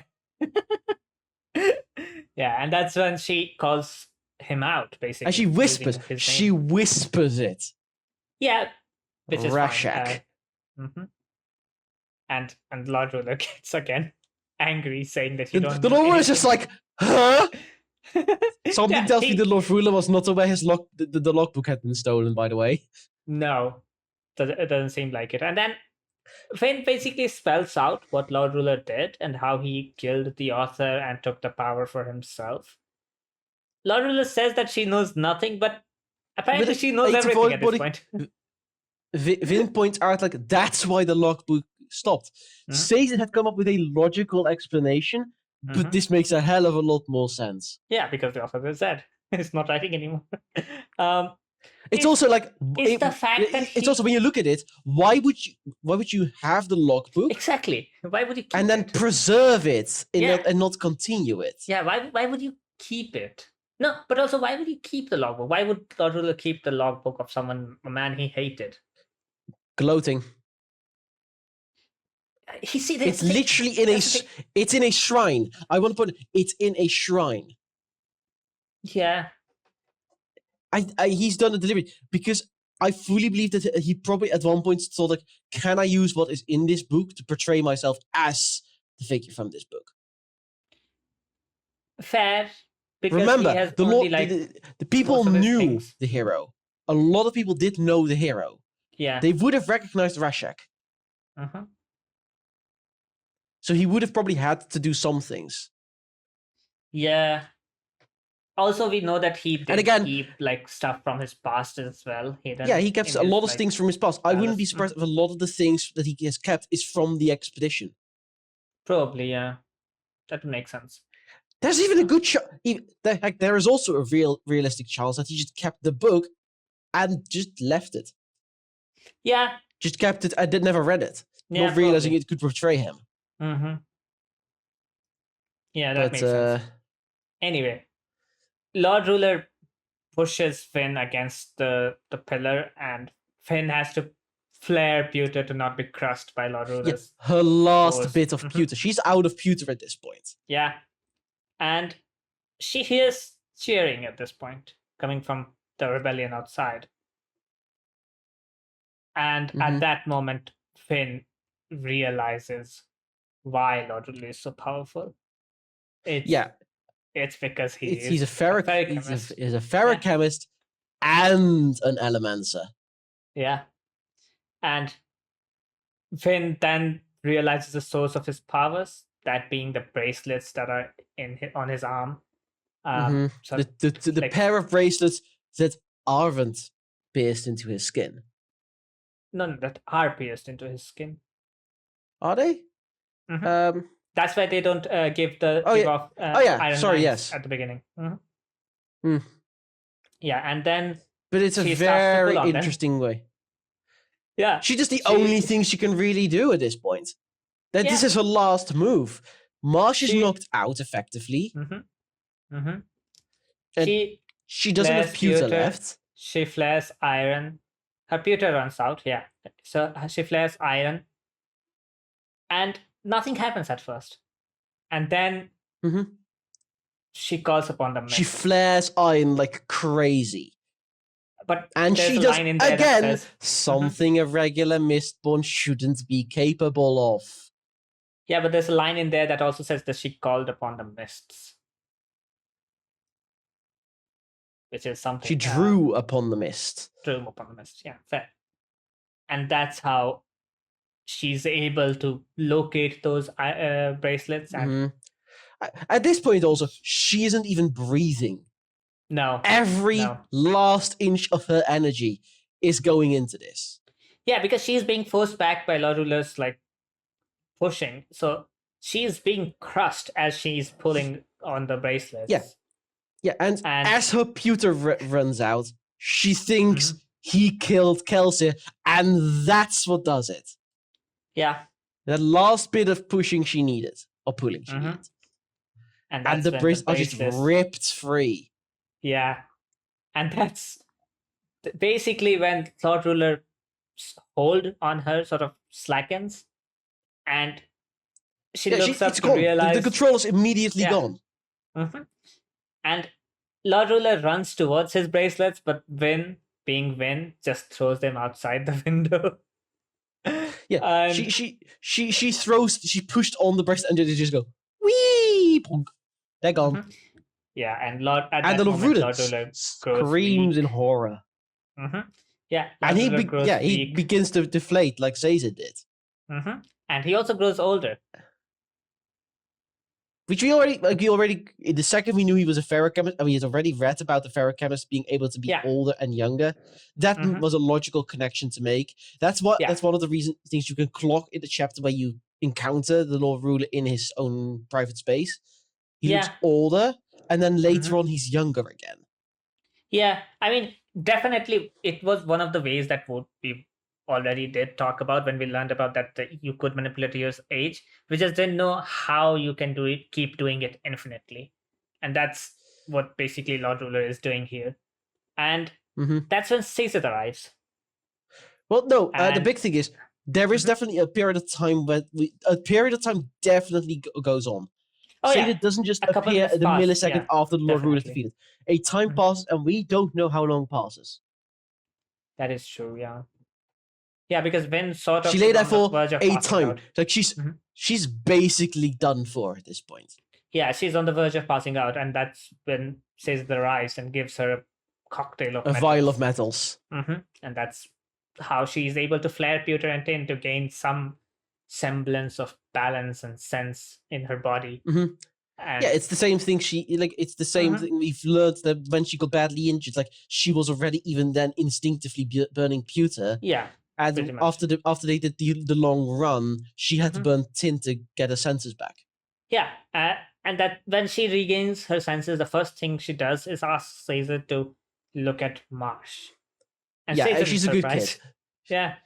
Caesar's surprised. And Caesar's saying that by the forgotten gods. Yeah. It's Yeah. Anyway, she also wonders why she's able to do such things, the same things that Lord Ruler did. But at least in Lord Ruler's case, he's both a ferrochemist and an elemencer. As far as we know, Vin is just an elemencer, not a ferrochemist. And then... But essentially you're saying, I think he's still alive. Yeah, she tells Caesar that Lord Ruler is dead, but Caesar says, no, he's alive. It's that very typical thing of the villain has been defeated and now he's a shambling wreck. Yeah, he needs one last line before he dies. And that's basically what... It's an important one. It pretty much sets up the next book. Yeah, very much. They look at the pitiful state of Lord Ruler as Marsh is also gaining a bit of health. And yeah, Marsh outright says, like don't worry about me, Sita the girl. Yeah. Then Caesar tells Lord Ruler that people are cheering for a new leader. Yeah, I want to read this one out, Caesar's line out loud. Yeah, go ahead. Because it's a very sermon-y way of saying it. Listen, he who would have been our god. Do you hear them cheering? Those cheers aren't for you. These people never cheered for you. They have found a new leader this evening. A new pride. Yeah. Thing is, what we learn in the next part can refer to two people. Yeah, exactly. That's basically what I was going to say. It can mean both of them. Both. Do we want to say it? Yeah. Both. Yeah, we're doing it in 5 minutes, so it can reply to. Let's call him what he is now, Saint Kelsey. Saint Kelsey. Yeah. and King Elend. Yeah. Because these people have never heard of a republic before. Yeah, but Lord Ruler then goes on to say that you don't know what you have done, and by you don't know what I was doing. No. You're forgetting a line. You're forgetting Marsh's bit about the obligators. Oh yeah. Marsh says that he is the leader of the Inquisitor. Yeah, by virtue of what the Lord Ruler did was handing control of the ministry to the Inquisitors. There's only one Inquisitor in Luthadel. Yeah. Marsh now controls the obligators. He is in Luthadel. He's definitely the most senior, most Inquisitor. But that's the thing. We learn. No. He outright says there are no more Inquisitors in Luthadel. No, but that's the thing. if other Inquisitors from other paths return, It doesn't matter because at this point there is only one Inquisitor in Luthadel. That's the important bit. It's going to take time for the other Inquisitors to even realize what's going on, and we still don't know how many there are. That is like, fair, yeah. The legends say there are 20. For all we know, there are only 10. Yeah, could be. That would leave only one left. Yeah. We don't know. Anyway. But then the Lord Ruler goes on about what he was doing. But it's a very important phrasing here, and it comes back in the epilogue. You don't know what I do for mankind. Everything, like, I was your god, but what I do for mankind, that's in the present tense and not in the past. Yeah, that's exactly what Vin also notices later on. And then I love the way this just ends. It's like Vin glances at Marge and says it. The Lord Ruler was coughing. He started aging again, and he looked already very old. Yeah. I bring you a message from a friend of ours. He wanted you to know that he's not dead. He can't be killed. He is hope. He's hope. Yeah. And then she stabs him in the heart with the spear. Yeah. And that's how the chapter basically ends. And I mean, congratulations. The epigraph here pretty much spells out what I'm expecting to happen in the next 2 books. Yeah. The author says that he often feels peaceful despite all the suffering. And if there is a prophecy, it means that someone cares enough. And that if he fails, there will come another to finish his work. That's basically what the prophecy that it says. And the thing is, the book could have ended here. This would be a perfectly logical ending for the book. We didn't need the epilogue, and yet again, I do think we needed the epilogue. With the way the epilogue goes, we needed the epilogue. But that could easily have been the first few chapters of the next book. But I love this epilogue. But that's the thing, epilogue doesn't really say anything new. You can deduce everything that is said in the epilogue. It's effectively a solid recap of what, because we needed the recap and we needed the confirmation of what now, what next. Fair. We also needed the emotional closure at the end of the epilogue. We'll get to that. Yeah. You don't think that because you despise romance. No, it's not just romance as well. Like, as I said, a lot of this book feels very repetitive to me because, again, it's mostly for people who read super fast and that you tend to forget stuff. But there are still a lot of things that are explained to me, in my opinion, in the epilogue that you can make the connection of, but you'd need to be reading it very closely. I would rather not have like repetition than be told the same thing like 10 times. The same things that I have done. I think you're exaggerating in that regard. I full on think you're exaggerating in that. Not really. Anyway. You are. In the epilogue, we start with Vin, Marsh, and Caesar talking, and apparently Vin and Marsh slept for a long time, which is fair. Yes, unsurprising. Really not surprising. Yeah, Marsh is also healed completely, well, mostly from his injuries, while Vin obviously still sustains. Damn, that's quick. We already figured from Carl being able to get hit by a metric crap ton of obsidian arrowheads, they heal quickly, but damn, they heal quickly. Yeah. Also important to note here that you immediately do realize the power of the Inquisitors did not come directly from the Lord Ruler. Yeah, because he's still incredibly powerful. It comes from somewhere else. Caesar says that I like the confirmation that the crew. Yeah, but I like the confirmation that no major casualties among the rest of the crew. We don't see the rest of the crew, but I like the confirmation that nobody's dead. Like, that's a good way of doing it. Just because in the last episode, Doxon and Ham, we didn't hear anything. We didn't hear from Clubs or Breeze at that point. So and we hear about Breeze later on. But this is confirmation that Clubs and Spook are also okay. Yeah, that makes sense. Then Caesar says that the Lord Ruler was both an allomancer and a ferrochemist, and he goes on to explain how he did it, which. Yeah, I mean, he goes on to explain the youth thing, and that is a repetitive thing, but it's mainly a thing of expanding upon what we already knew. Yeah, but that's the thing. It's the same thing is spelled out twice in this chapter. Mm. When Marsh says that he didn't understand and then says it basically spells out the same thing. To be twice. fair, Again. that's just another way of phrasing it. Of could you say it in English? Yes. Which I've never had an issue with. I have as someone who issues was not raised reading in English. There are times when I'm like, this is especially. It's not so much an issue here, but it's anytime some medical things are brought up, because English has a nasty tendency to not use simple words.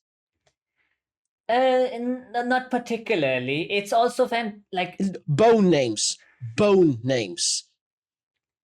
Yes, fair. In Dutch, it's very easy to figure out. Oh, that's the upper leg bone.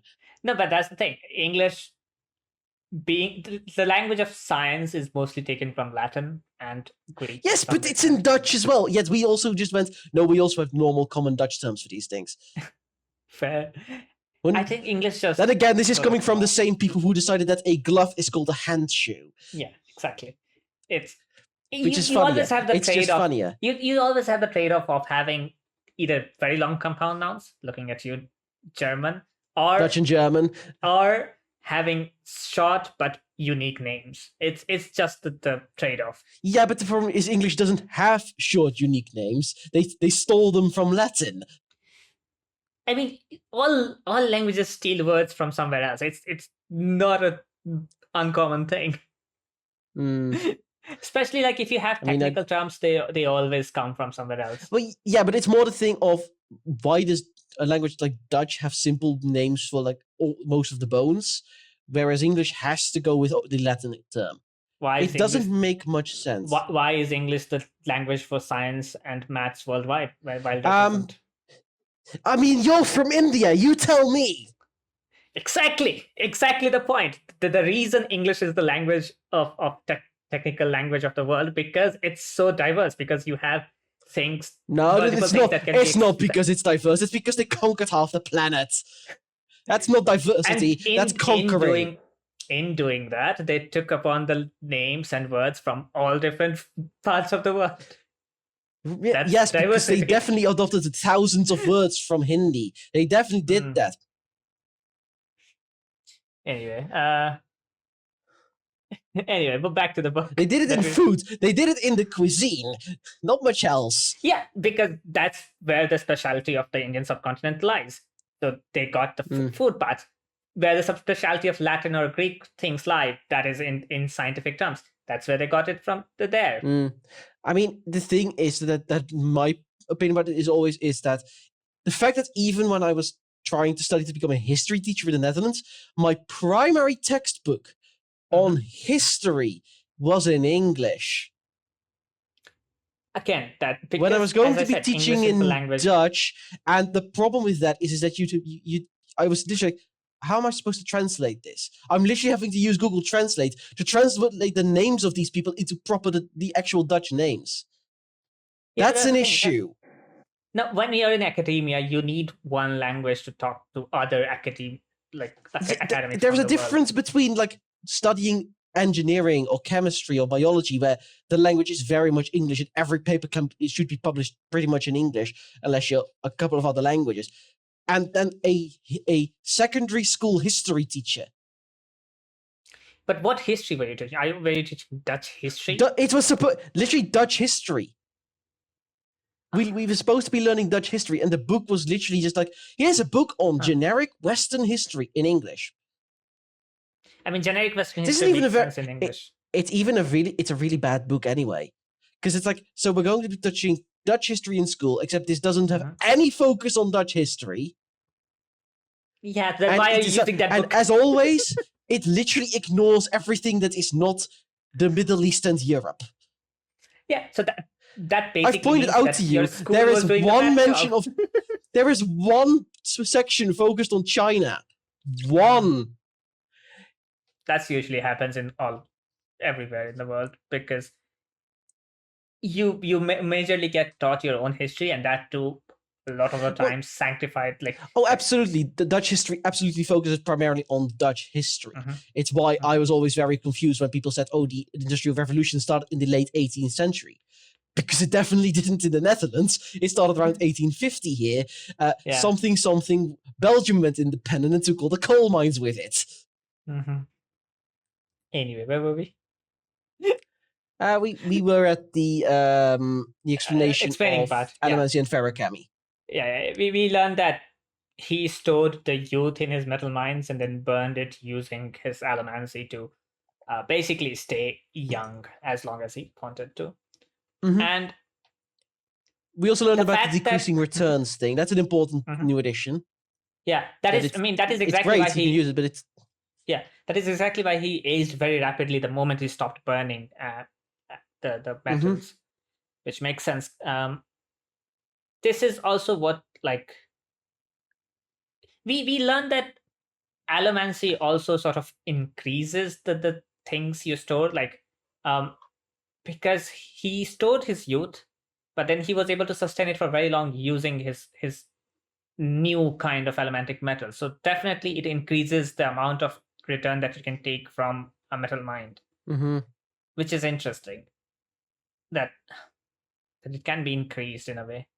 Anyway. But the second the Law of Rulers braces off, his body was trying to age 1,000 years. Yeah. Anyway, Vin is listening to all of this and wondering about Ellen, who is setting up a new government. She's listening to it, but she's not listening to it. No. She's her mind is elsewhere. She's staring at Keep Venture, where Ellen is setting up his new government. Yeah. She has also found her earring back and put it on. And she doesn't really know why she kept it. Which, fair. I mean, she has complicated relationships with her mother and brother. I like how she now has a new reason to put it back in and say, why can I do things that I shouldn't be able to do? Anyway. Then she's also wondering about the secrets of allomancy and how so much has been hidden from them by the Lord Ruler and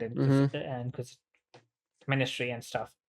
And she finally accepts that Lord Ruler wasn't a god and that he was only using a trick to stay young, being both an allomancer and a ferrochemist.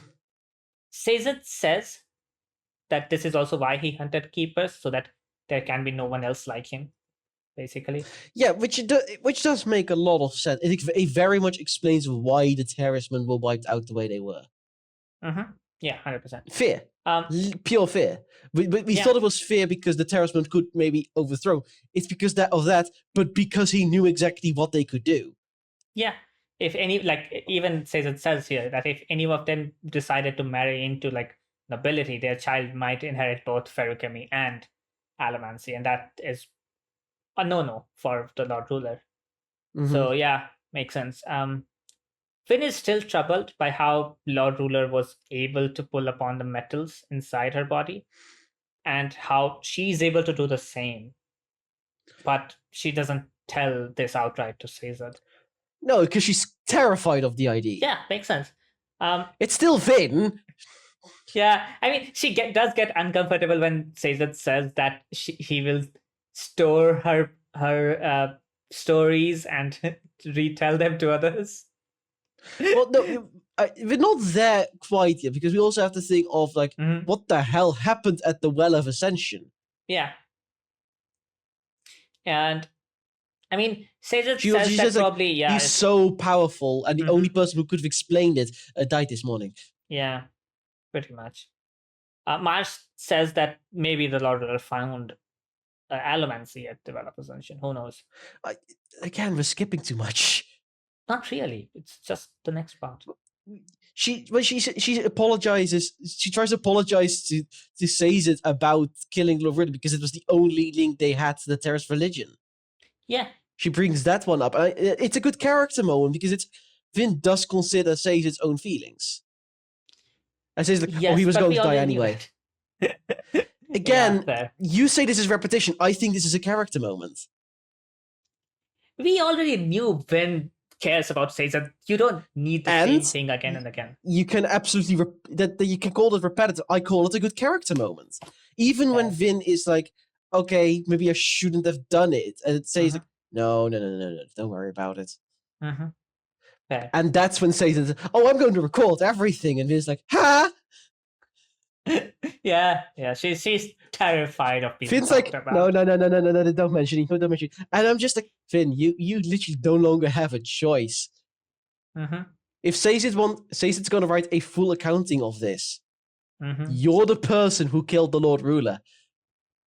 Yeah.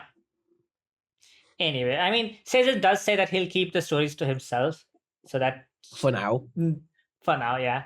So that she doesn't have to feel embarrassed to be talked about.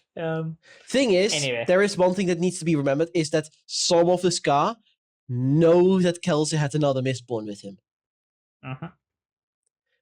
Vin was with him in the tenement and had her mist cloak up. And there are also people like Captain Gurdle who absolutely know that Vin would have seen her, who saw her in action and saw an incredibly powerful Mistborn.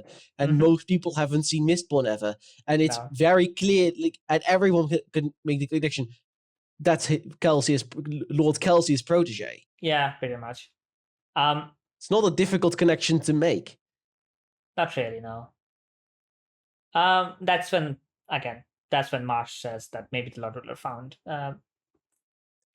maybe the power was elemancy, which we kind of speculate because the mists only appeared after the ascendancy, and the mists seem to be connected to the elemancy. Yeah, and it's the same thing said again that the elemancy. There was no mention of elemancy in the logbook, and Caesar says that none at all. And again, we knew the author was a blacksmith, so it makes no sense that a blacksmith of all people wouldn't have known about it. Yeah, Vin also wonders about the connection between Mist and Mistborn, and how and why she was able to call upon them during the fight, which we haven't really seen anyone else do. So it definitely makes Vin very special in that regard. Which Vin doesn't like. Yeah, there are a lot of things Vin doesn't like, and being special is very much one of them. Yeah, I mean, as we learned that she has basically tried to hide all her life. Even later on, when we'll get to that, she says that she has skulked about, she has tried to remain in the shadows all her life. And now that she is in the open, naturally she feels uncomfortable. Yeah, we also have this little bit about Mistborn and how the title can have two meanings, effectively. Yeah. Which, that makes sense. Like, it's a bit much considering the language stuff, but from what Vin all knows, it does make sense that that might be the origin of the name, and its meaning has changed over the years. I mean, that tends to happen a lot. And then we get the lovely, creepy explanation of just exactly how the Inquisitors are made. Yeah, Marsh. And Marsh does not want to explain it. I mean, Marsh gets up to go, and Vin first of all asks him if the spikes hurt, and Marsh says yes, all 11 of them.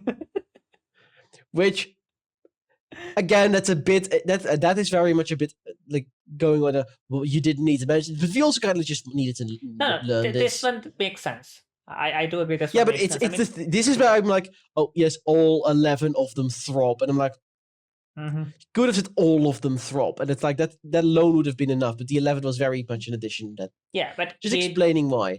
Yeah, he then goes on to say that he wasn't able to send the word because he was being being watched. Yeah, and Kel was his usual impulsive self. Yeah, and that everything escalated rather quickly.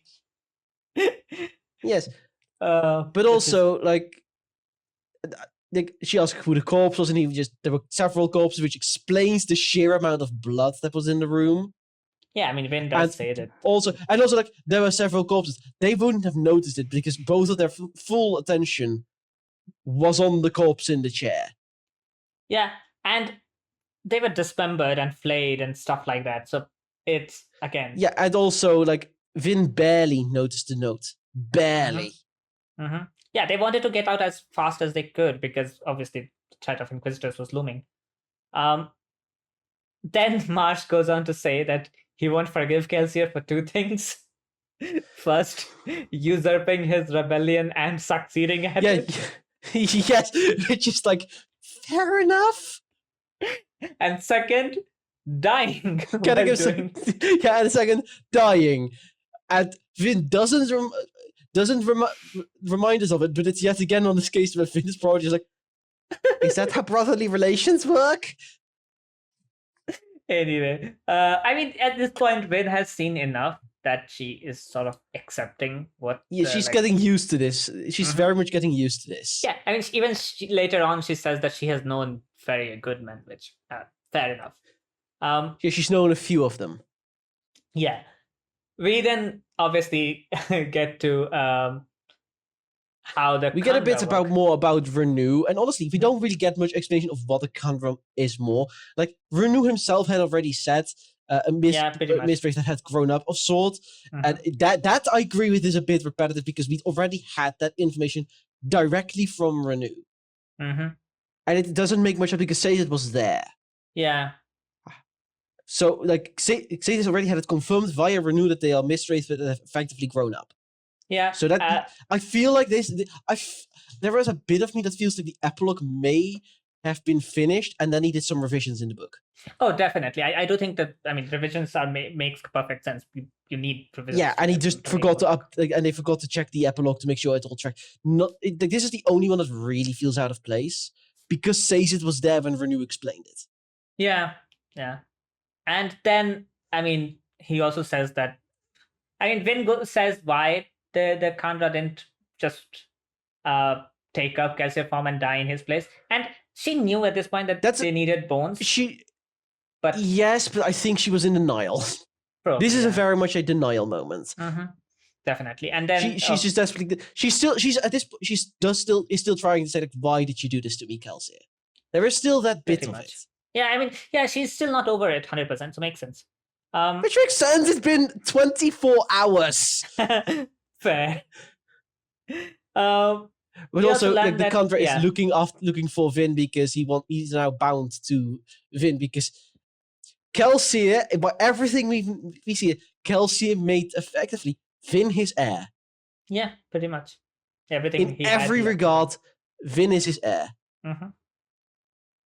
Yeah. She doesn't understand what that means, but she really doesn't want him there. And I can understand that because these things creep the hell out of me. Yeah, I mean, she does say that these are creepy, but first of all, then she doesn't want it. And it says that it may be useful, but she says she doesn't want it. And they all look confused. But she doesn't want it around, but she's not doesn't immediately say like send him away. Yeah.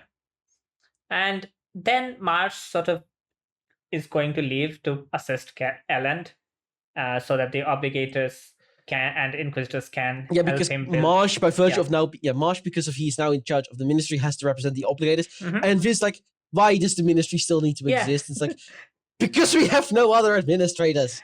Yeah, and they I mean, to be fair, the system still exists. Even if the head of the system is dead, the system still exists. We literally get it a little later, is that Kel would not be completely happy with the way things went, because the system hasn't been completely destroyed.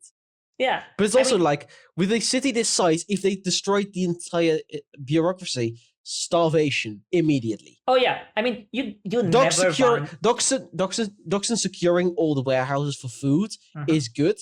But even still, he's one person.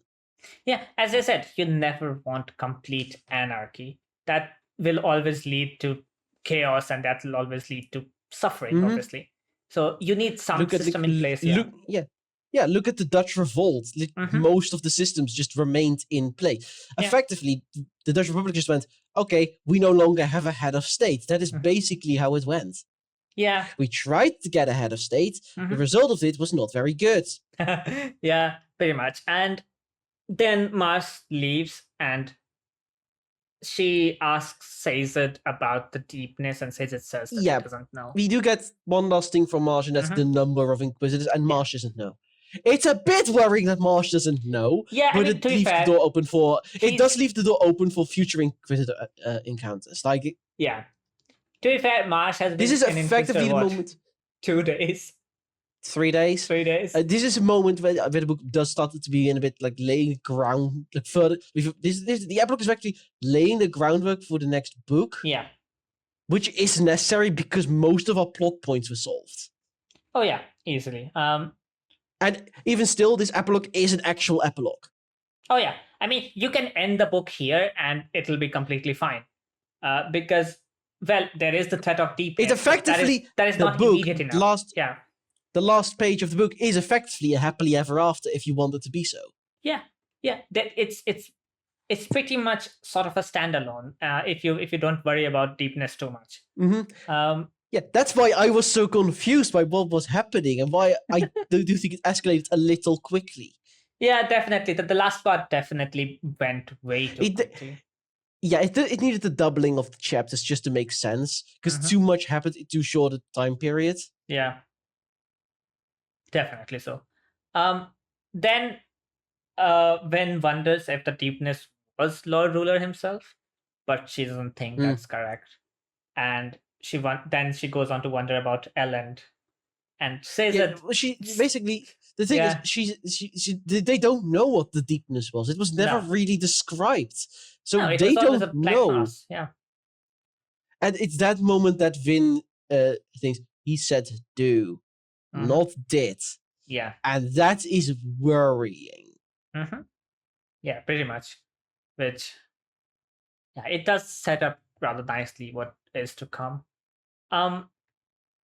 Then Sazed says to her to go to Elend because obviously she's worried. Yeah, and we get this lovely thing that Alan gave a speech and Sazed can't repeat it because whilst he was there, he didn't have his metal mind with him. And I'm just sitting there like, Sanderson didn't want to write a speech. No, pretty much. That's one of those blatant. Sanderson did not want to write the speech because he didn't think he could pull it off. Yeah. Also, it would basically. He has been relatively vague in what type of philosophical terms Alan speaks. It's been relatively vague. Yes, pretty much. Then Vin says obviously that Kelsier would be angry that they put a nobleman on the throne, and says, he'll live with it. Put a good man on the throne, though. Exactly. And Vin then leaves. And again, here's the fun thing. A good man, Vin said. Yes, I've known a few of those now. Could have been the bookender. Yeah. But there is one plot point that needs ending. And it's the Vin-Elend relationship. Your favorite part of this book. I mean, anyway, I love this part. Can you tell that I have had to learn how to read romantic shit? I hate that. Anyway, I love the first part of this where Vin is just contemplating about her character arc in the next book. Yes, this is the most blatant, and coming up in the next Mistborn book. Pretty much. Anyway, she arrives at the keep, and she's still thinking about the events from the last day as she looks at Elend from the what is it called? The sky light, something like that. She's looking from the. She's on top of it, and she's looking into Alan's office. Yeah, and she wonders about the factions that are already sort of appearing. And how Elend will have to navigate them, basically. It's immediately like, the nobility is immediately underestimating Elend. It's going to go great next book. Yeah, pretty much. I mean, as I said, this is basically going to be the plot of next book. Yeah, but also I liked how this is. It is logical. The reason Elend was proclaimed king was because he was the one making the speech in front of the army. I don't think Elend started that. I get the full feeling that started exactly how the meeting goes in A Game of Thrones. Yeah, with the Northmen and the Rivermen in Riverrun, where it's like, what are we going to do, guys? Are we going to support Stannis or Renly, or are we going to? What are we going to do? And someone just stood up and said, "The king in Luthadel." Someone did a great John. Someone did a great John Umber. Someone did a great John Umber. Pretty much. And at that point, nobility didn't have a choice because it's like there's maybe a few hundred soldiers of the nobility, and And thousands of Scar. Scar. Yeah, I mean, you have the biggest Scar leaders in Breeze, Ham, and Toxin sort of behind Elend at this point. Yes, and also who trust. They are supporting Elend because of Vin. Yeah, this is the only nobility who they trust at this point. Yeah, So but the makes fact sense. that they trust Elend because of Vin, and it's like, ah, Yeah, pretty much. Then Vin, that's a clue for you to realize they love you. yeah, Vin wants to drop down into the office, but she holds herself back, saying that she is not good enough for him, that she doesn't know who she is. Is she a Mistborn? She's not for that. Blah blah blah. Basically, and this felt very much like yes, needed to be a reminder that Vin wasn't sure of who she was. Which, to be fair, we haven't had that in a while because things have escalated so quickly.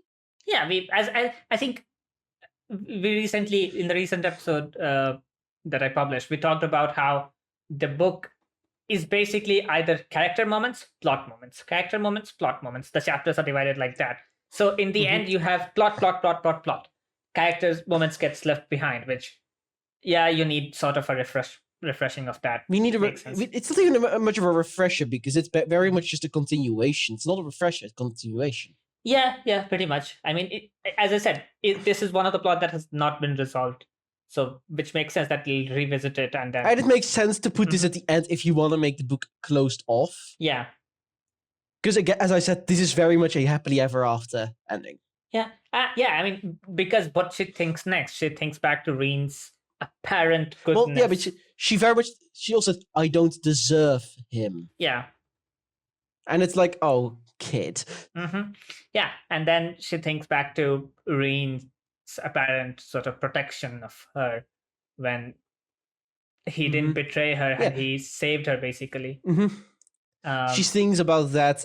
She effectively thinks it. She doesn't say it, but she thinks about the fact Elend came back for her. Yeah, pretty much. And that's when she decides to basically drop in. The last thing she hears in Reen's voice is, go back. It's the first positive encouragement we've heard it from in Reen's words. Yeah, pretty much. And that's when she drops a coin. She casually just drops a coin into his room. Yeah, Elend looks up. Elend isn't even shocked. No. He's curious. Yeah. I get the full feeling he kind of figured Vin was going to visit at some point. Probably, yeah. And that's when we get this lovely callback to all of their encounters at the balls. Of him saying, like, there is something I've been meaning to tell you for some time. You read too much, especially in front of ladies. Yeah, it's basically the repetition of a line that it was earlier, yeah. And Elend rushes to her and embraces her. And she realizes that's all she ever wanted. And it's like, oh, kids. Yeah, a protection.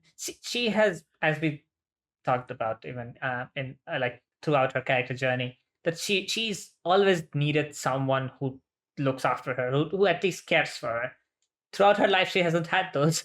But now that she has, she's realizing that, that's all she needed. Yeah, she's gone from clearly not doing hugging to effectively hugging Kelsey, hugging Cesar, and hugging Elend. Pretty much, yeah. Yeah, and that's basically how the epilogue ends. That's how that is literally how the book ends. And realized that was all she ever wanted. That's what I mean with it's a happily ever after ending. Yeah, as I said, it's pretty much a standalone, which I think it's good. If you don't want to read further, that's fine. If you want to read further, that is also fine. Yeah, exactly. This is a self-contained story. It sets up what could come in a sequel, but it's not necessary. Yes.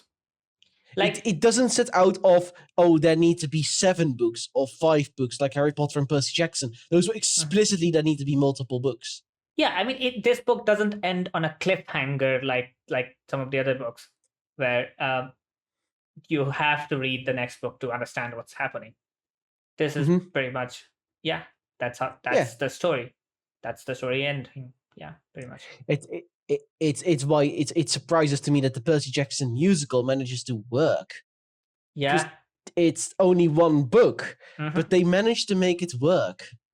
They do include stuff from other books, but yeah. They Pretty do much. include other stuff from the other books, but and also the Percy Jackson musical is great because there's the song in there where all the kids just sing how much they hate their parents. Yeah. No way in hell the canonical kids would do that, but No. it's so freaking funny. Yeah, okay. There's a song in Percy Jackson musical that was cut out, which was sung by Luke when he's at the camp, sort of trying to hold the camp.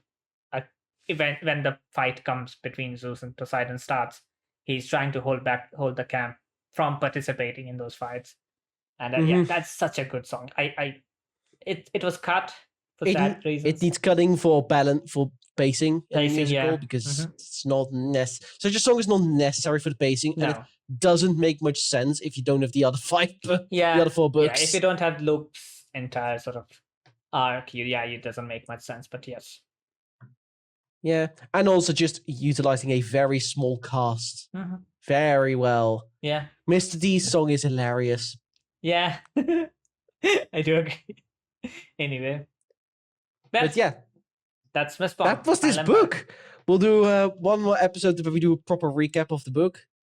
Yeah, we'll talk about the book. We'll talk about what we expect from the next books and so on. And yeah, we can take a quick look at the Ars Arcanum, but there's nothing really. No, it's mostly explaining the allomancy, which we already know most of. It's a good bibliography for allomancy itself, and it does neatly explain what everything does. Because sometimes things get mixed up a bit. Like, remembering all the metals at times can be difficult, remembering exactly what they do. Especially with zinc and brass, because they don't... Because it's always rioting and soothing and not burning zinc or burning brass. Yeah. Anyway. But, see you next time. Bye-bye. Yes. Bye-bye.